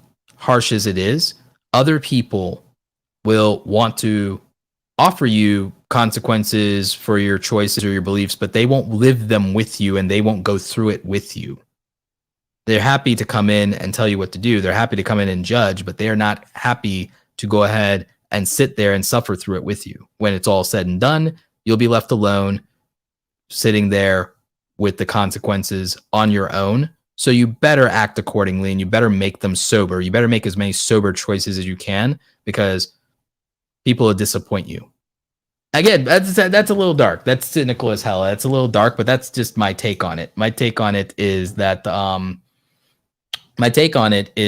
you have to find good people in your life, and even then, they'll let you down whether they mean to or not. And the best thing you can try to do is not to hold it against them, but you do need to be aware of that, and you do need to measure against yourself and say, okay, I can empathize, I can sympathize, I can even choose not to punish people for that. But what I can do is I can be aware of that, and I can make sober choices about how much risk I'm taking on by keeping that person in this category in my life, and what boundaries I do and don't set for them and with them, and what that looks like. Because even if people have good intentions, they can still let you down. So like, it's not enough that they're a nice enough person or a good enough person, or that they're well-intentioned. Even good meaning, well-meaning people can disappoint you, let you down, or screw up. And so that's like, that's a real thing that you have to navigate in your business relationships, your collaborations, your boundaries, your career. a lot of people won't talk about it because it's not fun to talk about. And it's sometimes painful to talk about and remember that that's the case. You can't trust everybody, and you need to act accordingly. You need to protect yourself. You have the right to protect yourself. You should do that. And again, these are the things that people won't share. Because it's not fun and it's not always a good look to say those things out loud, but it's also the truth. And I would rather arm you with the truth at the expense of likability to just warn you and put you in a position where you are armed with the knowledge to protect yourself, because if you don't know better, you can't do any better. And it's a lesson that I wish had been imparted to me when I was much younger, because it would have protected me from people and the consequences of trusting the wrong people, so that's a whole thing. Jill Anderson says, I don't think I would enjoy making videos that aren't authentically me. It's just taking some time to build my skills to a point that offers the value that I want the viewers to have. That's the right attitude, honestly, Jill. That's the right attitude. And yes, with hard work and patience, you will get there. So just keep going, keep putting it out there. And I definitely appreciate you taking the time to be on the podcast. Amanda says, when I was still working, it always seemed to me that there were so many people who wanted to act like they were still in high school. Drama, drama, drama. Not everyone, but way too many. I agree with that. Is it too late to start at 55? So Johnny, I don't believe it's too late to start at 55. I've known a lot of creators in the community that start in their 50s, some even in their 60s, and have found massive success. So there is that. Let's see. Someone says, Tony says, we judge others by their actions, but we judge ourselves by our intentions. To a point. There's probably some truth to that. There's probably a truth to that. Marilyn says, I had a bad recent online situation with someone that is always forced to make a video rebutting their lies. Needless to say, this was not how I wanted to start my YouTube career. Oh, that sucks. And but here's the thing. I would not give them any more energy. That's just my personal take, is if you've set the record straight, you've put the facts out there, you've put the evidence out there, do not continue to go back and forth with them. There's not any value in it. In my opinion, you got to do what you want to do. But I just think that there's a point where the best thing you can do is just show people who you are, put the facts out there on the record, and not give people who want to be that way any more attention or energy or validation, because it doesn't really do any good. So that's just something to think about.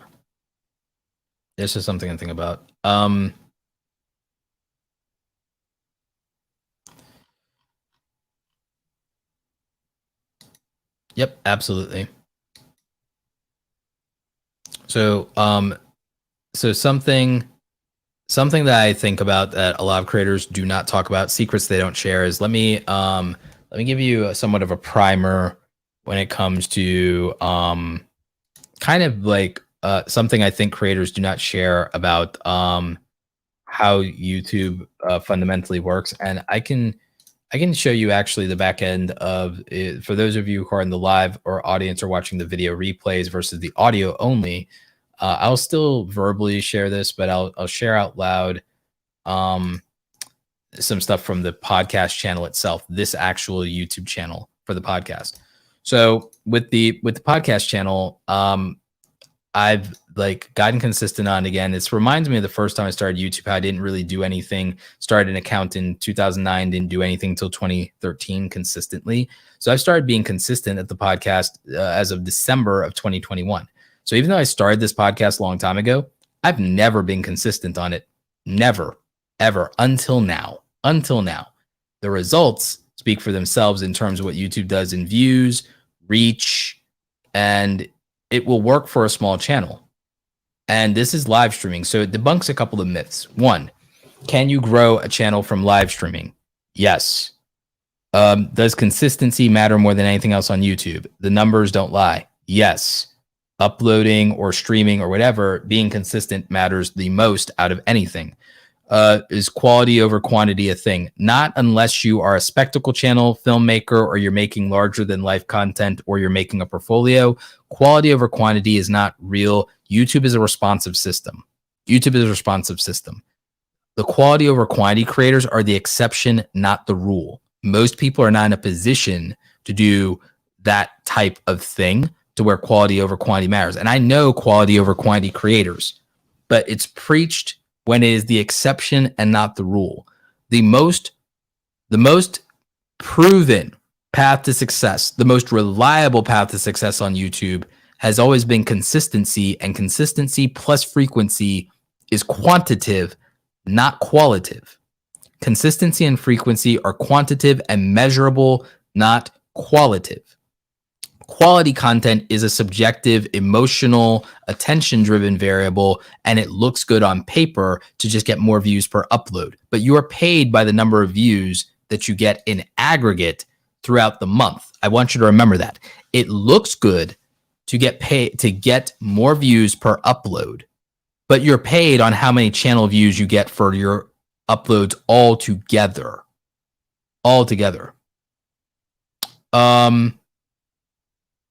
And Tony, yeah, my videos about AdSense have greater views than the ones about sponsorship, but it doesn't necessarily matter, because, I mean, the thing is, most people think AdSense is the most accessible path, and sponsorship is more for a savvy creator, an established creator for the most part. So the thing is, think about it. It is the difference between there are more beginners than there are intermediate or advanced people. So that's all that is, Tony. Thank you for the question, but just to clarify, think about it. There are more AdSense feels more accessible than brand deals, and largely it is at the beginning. There's more beginners than advanced people. Sponsorships are intermediate to advanced creators, not beginner creators. There are more beginners than intermediate to advanced people. That's just a numbers thing. But yeah, going back to this, just remember, you're paid for the number of overall cumulative number of views. You're not paid more just because you get more views on a single upload.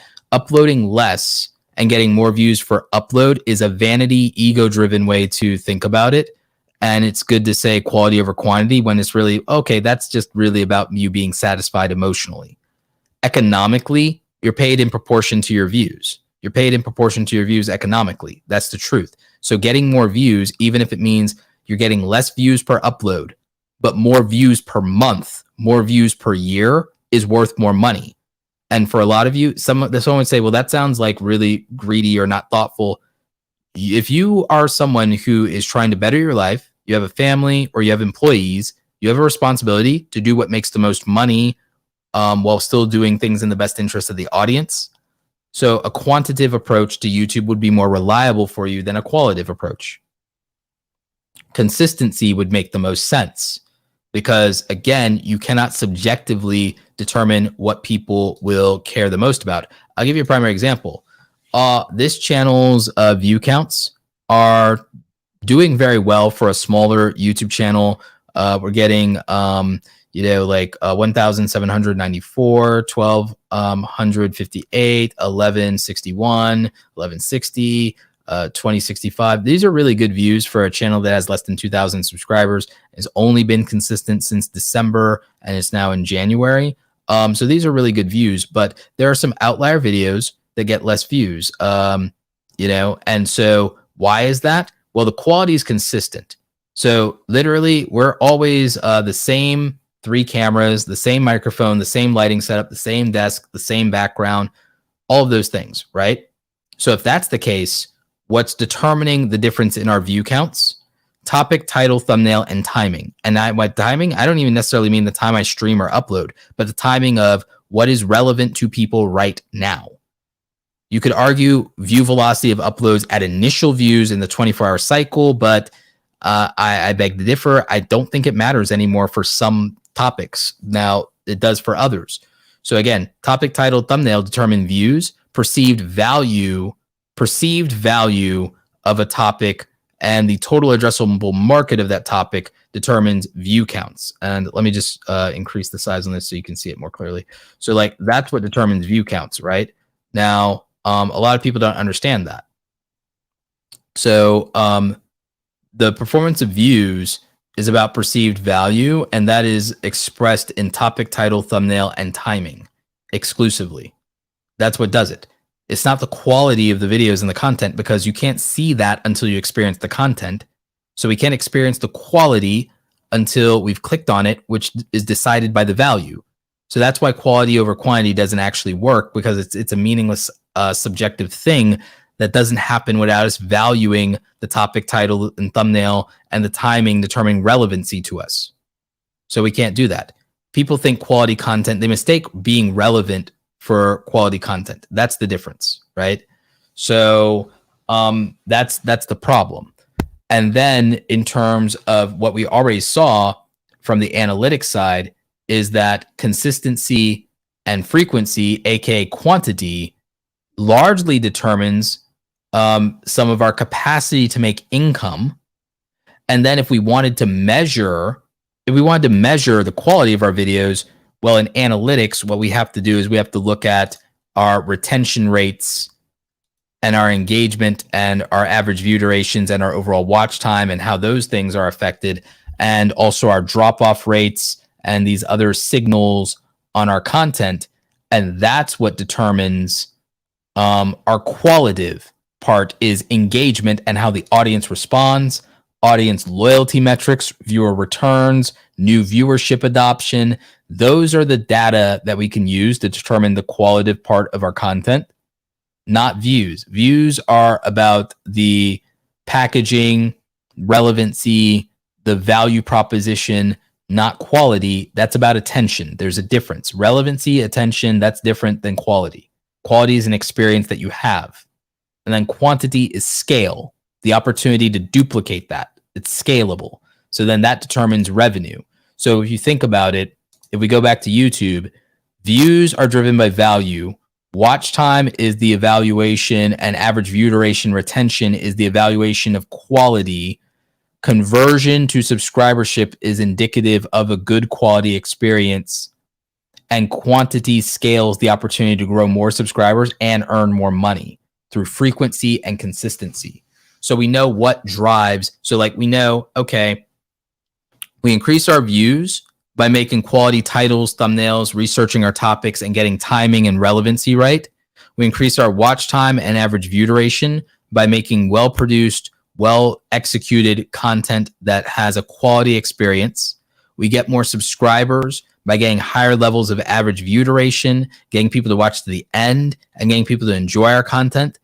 And we earn more money by making that effective content that got views, watch time, average view duration, and subscribers. We make that more frequently. We make that more consistently. We make that more intentionally, and it will drive up our revenue overall because it will perform. That is the secret of YouTube explained right there. The secret of YouTube is content your audience will value through topic, title, and thumbnail. When they see it, that's what they'll click on. If it's a good experience, that will drive watch time and average view durations. If we drive people to watch our content a lot and for a long time and enjoy it and make a good experience qualitatively, quality will drive subscribers. So if you want to talk about success on YouTube, value drives views. Quality doesn't matter over quantity unless you're talking about growing subscribers, but you have to start with value. So value is more important than quality, and then quality drives subscribers, but quantity and in the form of consistency and frequency increases revenue. So value plus consistency and frequency, even if the quality is not as high as it can be, the quality being as high as it can be is a subscriber push. But the value being the right value and giving that value more consistently. I would not be better off making bigger podcast episodes or doing something to make my quality higher or fancy than I would just showing up every day. Showing up every day is more successful for my type. But again, it's also your type of content. This is different for every niche, right? This is different for every niche. There are spectacle types of content that value from quality. I mean, but here's the thing. All right, Mark Rober uploads 4 or 5 times a year. Are you a NASA engineer? Right. So you're probably not Mark Rober. So that's not going to probably work out for your content if you don't have that, right?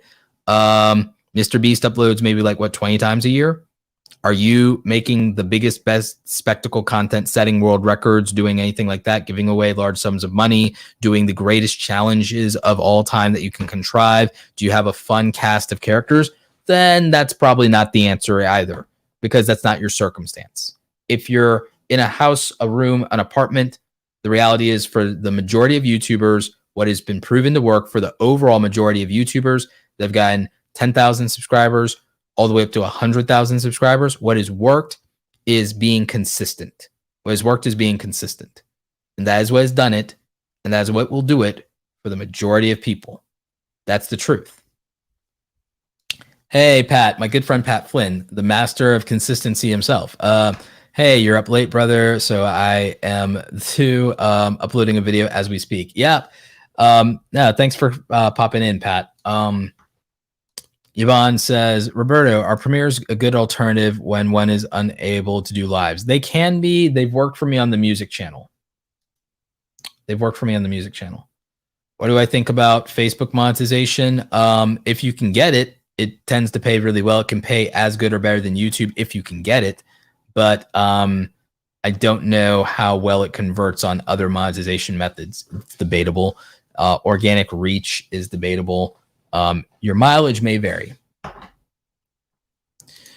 Nard Villain asks, how long did it take me to monetize the podcast channel? It took me December 1st through December 24th. December 1st through December 24th to monetize the podcast channel. I applied on December 24th, was approved by December. Actually, I applied on December 23rd, approved by December 24th within 24 hours. So that worked out. So yeah. So yeah, that's one of that is the simplification. By the way, I gave you the simplification of YouTube success. Again, overwhelmingly, this is what I've just personally found to be true. Even on starting new channels, YouTube doesn't suppress new channels. YouTube doesn't undermine new channels. It works out for me. Consistency is the answer. Giorgio, you say that YouTube is killing me or removing your content. Like, Giorgio, if you genuinely believe that, if I genuinely believed what you believe, I would consider starting another channel in a different niche if I genuinely believe that. Because you have one of two options. You can appeal, you have probably three options. You have three options, Giorgio. Because again, I don't know your content. I can't give you context on this. And I understand you're probably just venting in the chat. Here's my honest, harsh answer for you, Giorgio. You either appeal your situation to YouTube directly through the YouTube system in the dashboard, and they agree with your appeals and they address it. You ask them directly in Twitter publicly at the team YouTube account, and they address it and DM you and they work it out. Or you go a different route. You keep the same channel and you make different content that isn't the same as the content that's being removed, and you build off of that and you move forward and you get past it and you accept that you're playing in their platform and that you may not feel like it's fair, but they set the rules and that's how it is, because that's the truth. That's reality. It's not about what you think is right. It's not about what you think is fair. It's about what is the reality of what's going to happen here. Or you go another route. You be a crusader. You harp, you fight on it, you make content about it, you try to expose them, and then the reality is there's a 99.9% chance that nothing will change. Or you go a third route. You build a new brand, you start a different channel in a different niche that you like more, that is not in jeopardy of having videos removed from YouTube. On a new channel, fresh start, so that you leave behind any of the emotional and mental attachment you had to your old situation. Even if it means leaving the old audience and what you built behind, you're starting fresh with all of the previous experience and knowledge and move forward. And I know you probably won't like those answers, but those are my answers. My answers are, you can appeal YouTube's rulings and accept that. You can and move forward, and then maybe they give you an answer. You can change your content on the existing channel and move past it and say, okay, I'm just doing it differently now. You can go down the right of fighting them and they will win. Or you can start a new channel and leave the emotional baggage of the old channel behind. I leave it to you to make a choice about which one of those things you want to do. I'm not trying to seem not sympathetic. I'm trying to be the most realistic with you. And I'm trying to not pander. I'm trying to just tell you, here is the truth. You fight one of these platforms, you will most likely lose. 99.9% of the time, an individual does not win against an institution, does not win against the platform, does not win against the establishment. And it is largely going to be an expenditure of energy that could have been spent in a more productive and fruitful and less frustrating endeavor. No one wants to say that. No one wants to tell you that, because that is not what people want to hear, but it is the harsh, unvarnished truth of it. What people like to hear is go, go, go, fight, fight, fight. It's unfair what they're doing to you. This is a disgrace. This is a travesty. You should go out there and you scream it from the rooftops. You can do that. It's largely unproductive and it almost never works. And you've seen that with your own eyes. You've seen it time and time again. The most practical thing is to pivot and say, this is not working. I will move to something that is, and I will move to something that is just as or more satisfying that does work. Because in the end of the day, you have to make a decision. Do you want to die on this hill, or do you want to live to fight another day and or not have to fight at all and make your peace with it? And it may seem unfair because you're like, okay, why am I the only one being punished or whatever? It's like, I have no idea. And I can tell you from personal lived experience that I abandoned the idea of fairness being anything but a made up word a very long time ago. So I'm not saying it's right. I'm not saying I agree with it. I'm not even saying it's okay. I'm saying that the most likely thing is saying, well, my stuff is being removed and someone else isn't, is not going to be a winning situation. You can appeal it. I'm saying you should probably appeal it in YouTube. You should ask them about that.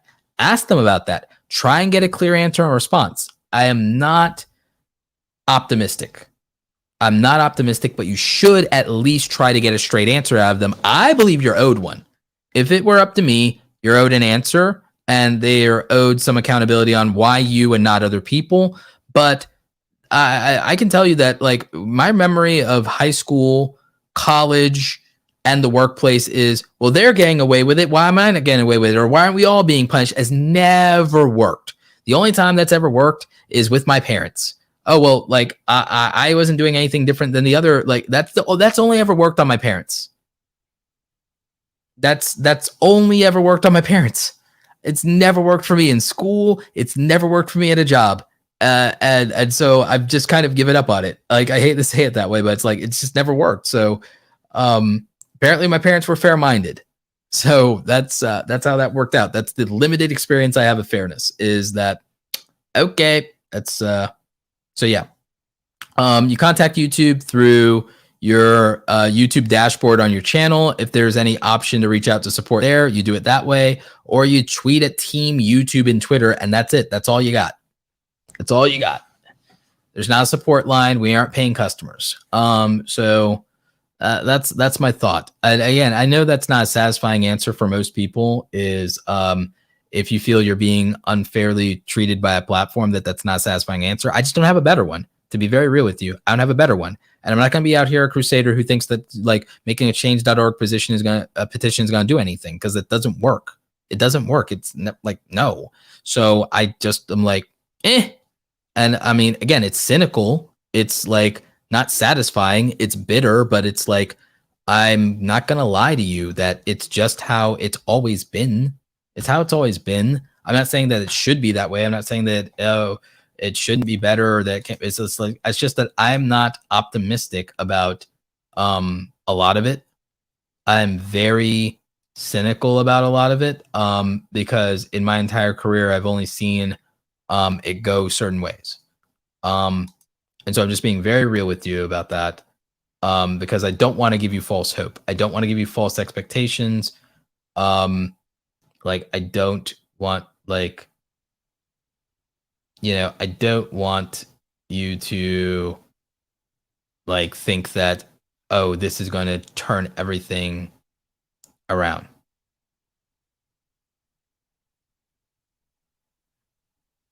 So that's, so that's the thing. I don't want to give you the false impression that you'll get your content restored when I have like I have no realistic way or reason to be optimistic about how that's going to play out. So that's, like, ugh, I need something positive to end us on. I need something positive to end us on.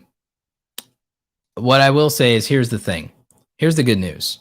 If you build a good audience, if you build a good community, if you get people who are emotionally very invested in you and the content you make, if you start something new, they'll usually follow along with it. The other thing is, if YouTube is taking down your content and you think your content deserves to exist somewhere, here's the other good news. While YouTube is the best content platform to monetize on, there are other content platforms to share content that you think should exist, whether you get paid for it or not. So you can upload to other platforms. You can upload to Facebook. You can upload to IGTV. You can upload to TikTok. You can upload to Twitter. You can upload to LinkedIn. It's wildly practical to do so. It's wildly practical to do so.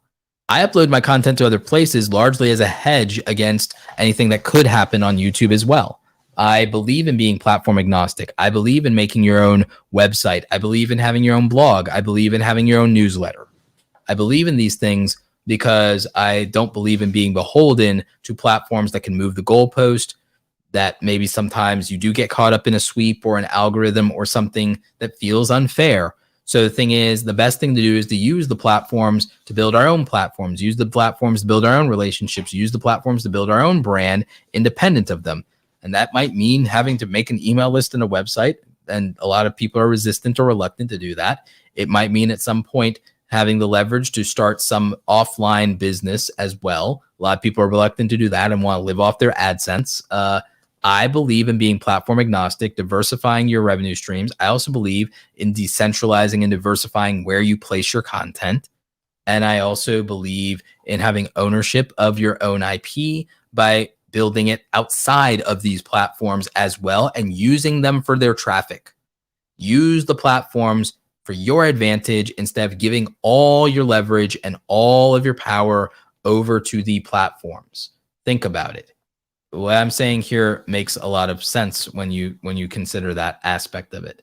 So, that's something that I think about, and giving your viewers options of how they can support you, giving your viewers options of how they can support you is also the thing that makes the most sense, because people would choose their own adventure, so to speak. People would choose their own adventure. And so the more options you give them, the more control you can actually have over the experience. And then you also can always make sure that you're acting in the interest of your audience and what you guys agree to in terms of like how you want things to be, what you want the culture to be, all of those different aspects of it. So I would just keep that in mind as well, is that you always want to put yourself in the position to protect the integrity of your relationship with the audience. That's the thing. And I think that's where we're going to end it this evening. For those of you who are on the audio only, after the live show ends on the audio side, we actually have a Q&A session for a couple of minutes on the live. So you want to be subscribed to the YouTube channel. But if you're an audio only listener or you're watching the replay, please make sure that you give us a rating and review over in iTunes and Spotify, or rather it's Apple Podcasts now and Spotify, not iTunes anymore. And if you are still here, make sure you stay tuned for the live experience. Stay awesome. We'll catch you on the next episode. This episode has ended, but your creative journey continues. Visit createsomethingawesomeToday.com and access all links and resources mentioned in today's show, all designed to help you create something awesome today.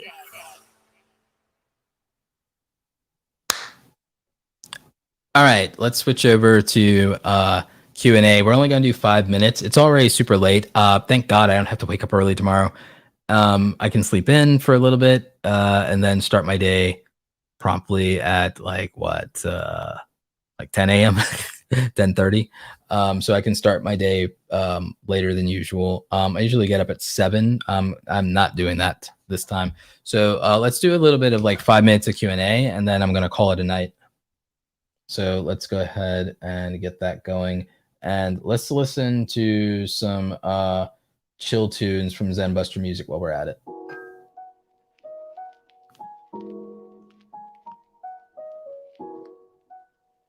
So for those of you who are still here live in chill mode, what do you guys want to talk about? Nard Villain says, what's sleeping in for you? So like I said, I usually wake up at 7 a.m. I wake up at 7 a.m., but I don't start work until usually about 9:30, honestly. I do my morning routine, I do my errands, and I do stuff before I start work at 9:30. But I'm just going to wake up at like probably 10:30 tomorrow. And so I probably won't really start work until like noon tomorrow, which is fine because it's Friday, so I'm not worried about it. Indiana says, when building an email list, how often do you suggest sending a newsletter? Weekly, bi-weekly? I think weekly is fine. I think weekly is practical. Go Johnny says, do you have a favorite series? Right now, like when it was on, I guess I was geez, do I? Am I even watching anything? What am I watching? I guess The Mandalorian.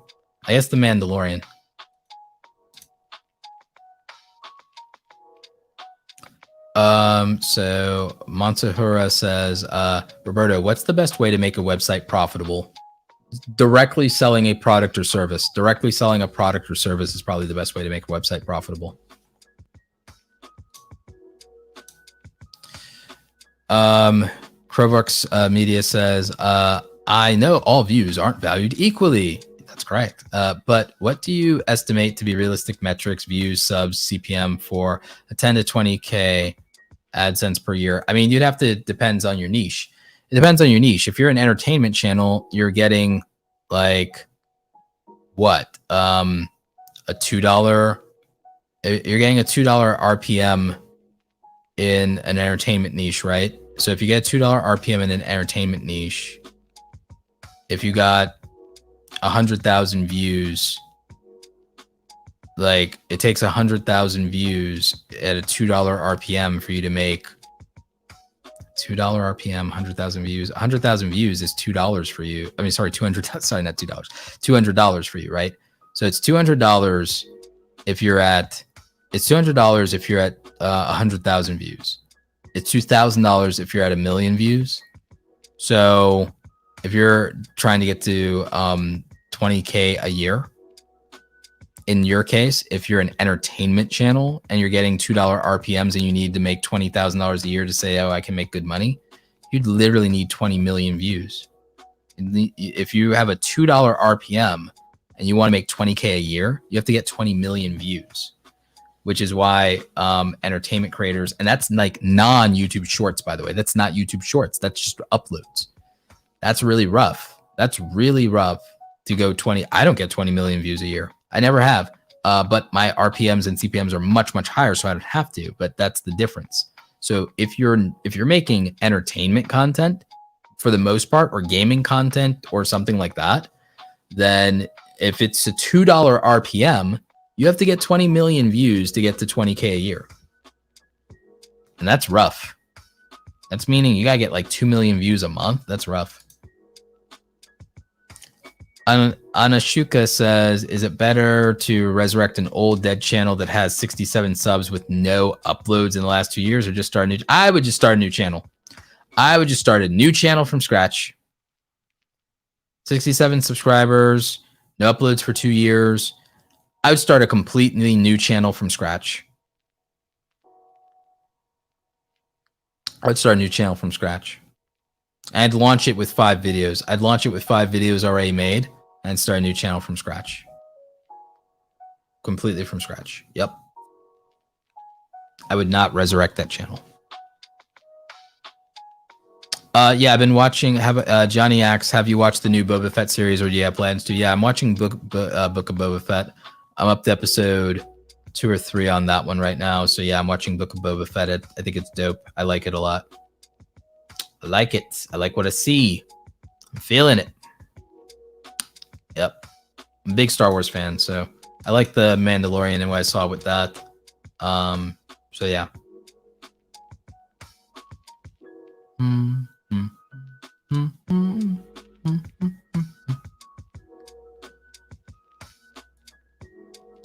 And Shika says, I agree. Thanks. Was literally thinking to launch with a 5-part series. I'll do that. Yep, that's what I would do.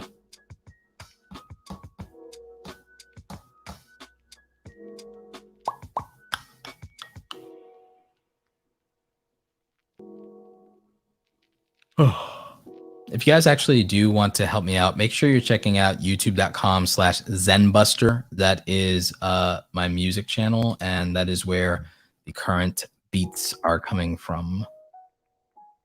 And that would actually help me out a lot if you guys listen to that in the background throughout your day, and you want to play those wonderful beats throughout your day, set those on a loop in the background. We only need a little bit of watch time left in order to monetize the music channel as well. And then I can compare the data on a music channel versus the podcast versus the main channel, which will be really dope. We're doing daily uploads this month to the music channel. So definitely please make sure you're checking out youtube.com/zenbuster. And that is the music channel for some awesome music.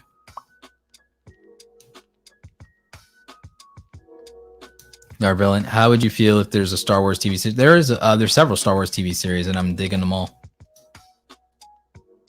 Learn Spanish World says, my wife has a cooking channel with 1K. She hasn't uploaded in 2 years also. She has 40 videos. Would you say, if you have 1K, you can get to channel monetization. So that's different. If you have 1K subs and it's a cooking channel, I would go for trying to get the watch time and get it monetized, because 1K subs is hard to get to. So I would not abandon the 1K subs channel because it has a shot at being monetized.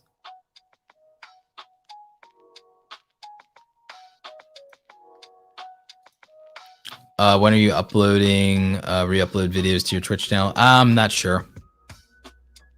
No idea.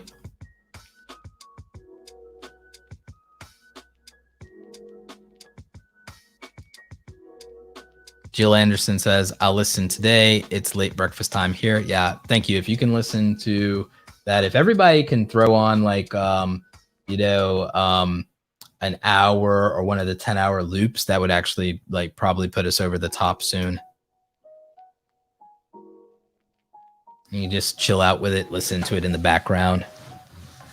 If like 10 or 20 of y'all listen to enough of it over the weekend in the background, or even on your TVs or whatever, that literally will just put us over the top and get us monetized on that channel.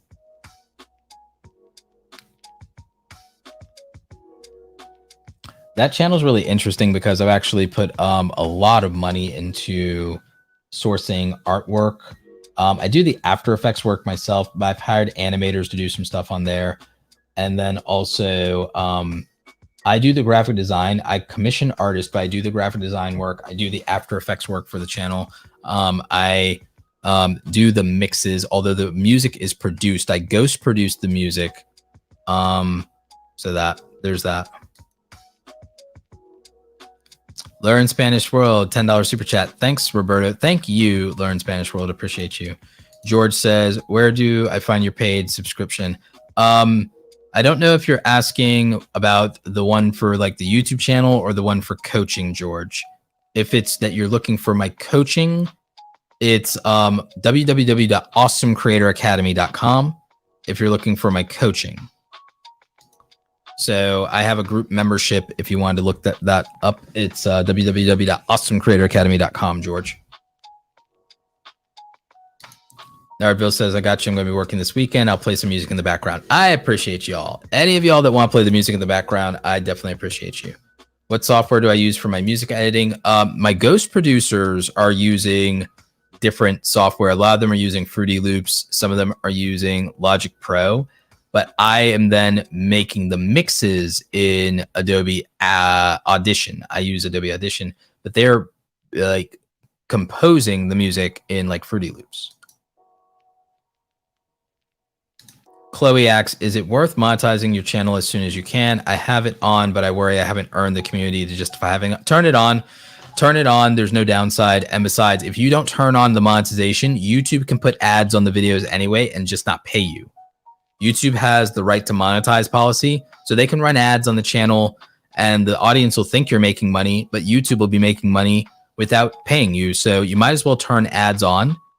Like, turn ads on. If you guys have monetization, turn ads on. If you guys haven't worked toward monetization, work toward monetization, turn ads on.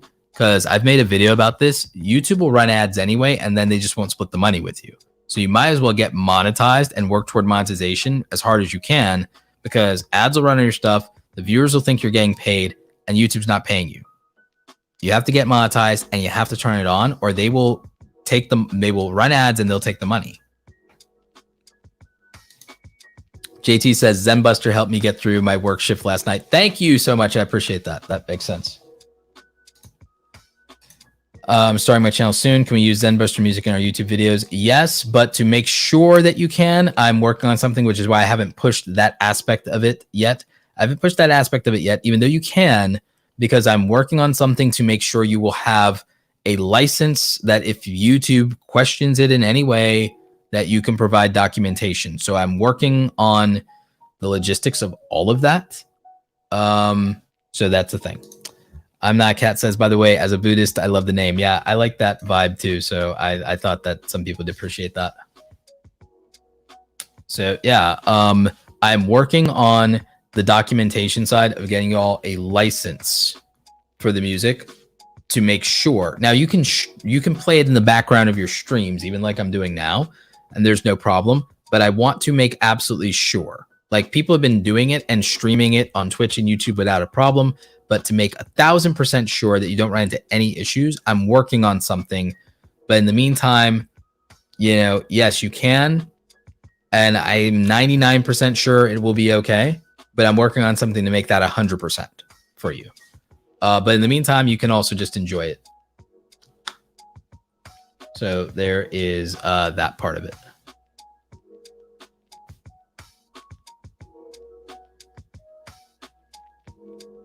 Jill says, yes, I only have 190 subscribers and I'm already seeing ads around my channel. Yeah, that's the thing. So work on the 1,000 subs, work on the 4,000 hours of watch time, get monetized, because they'll run the ads anyway. So if they're going to run the ads anyway, you might as well do everything you can to get paid on your side. So you want to get monetized. I do have a video on my main channel that tells you exactly how to get the 4,000 hours of watch time. I've come up with a comprehensive strategy. So I did a 6-part strategy in one video, the 6 steps. And then I did a comprehensive deep dive video on it as well. I also did a video about the 1,000 subscriber part of it.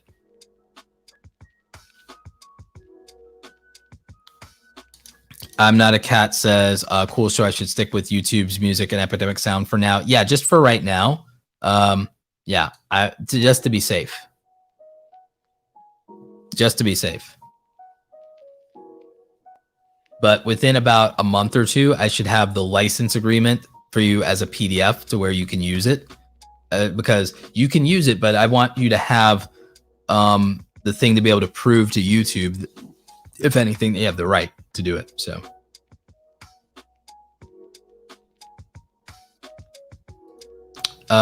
you'd love to see more of my card collecting stuff. I might do something with that. We'll see.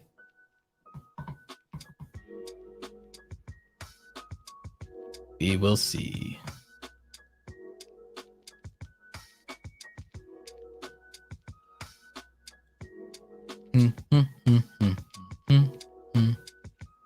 All right, I think that's where we're going to end it for tonight.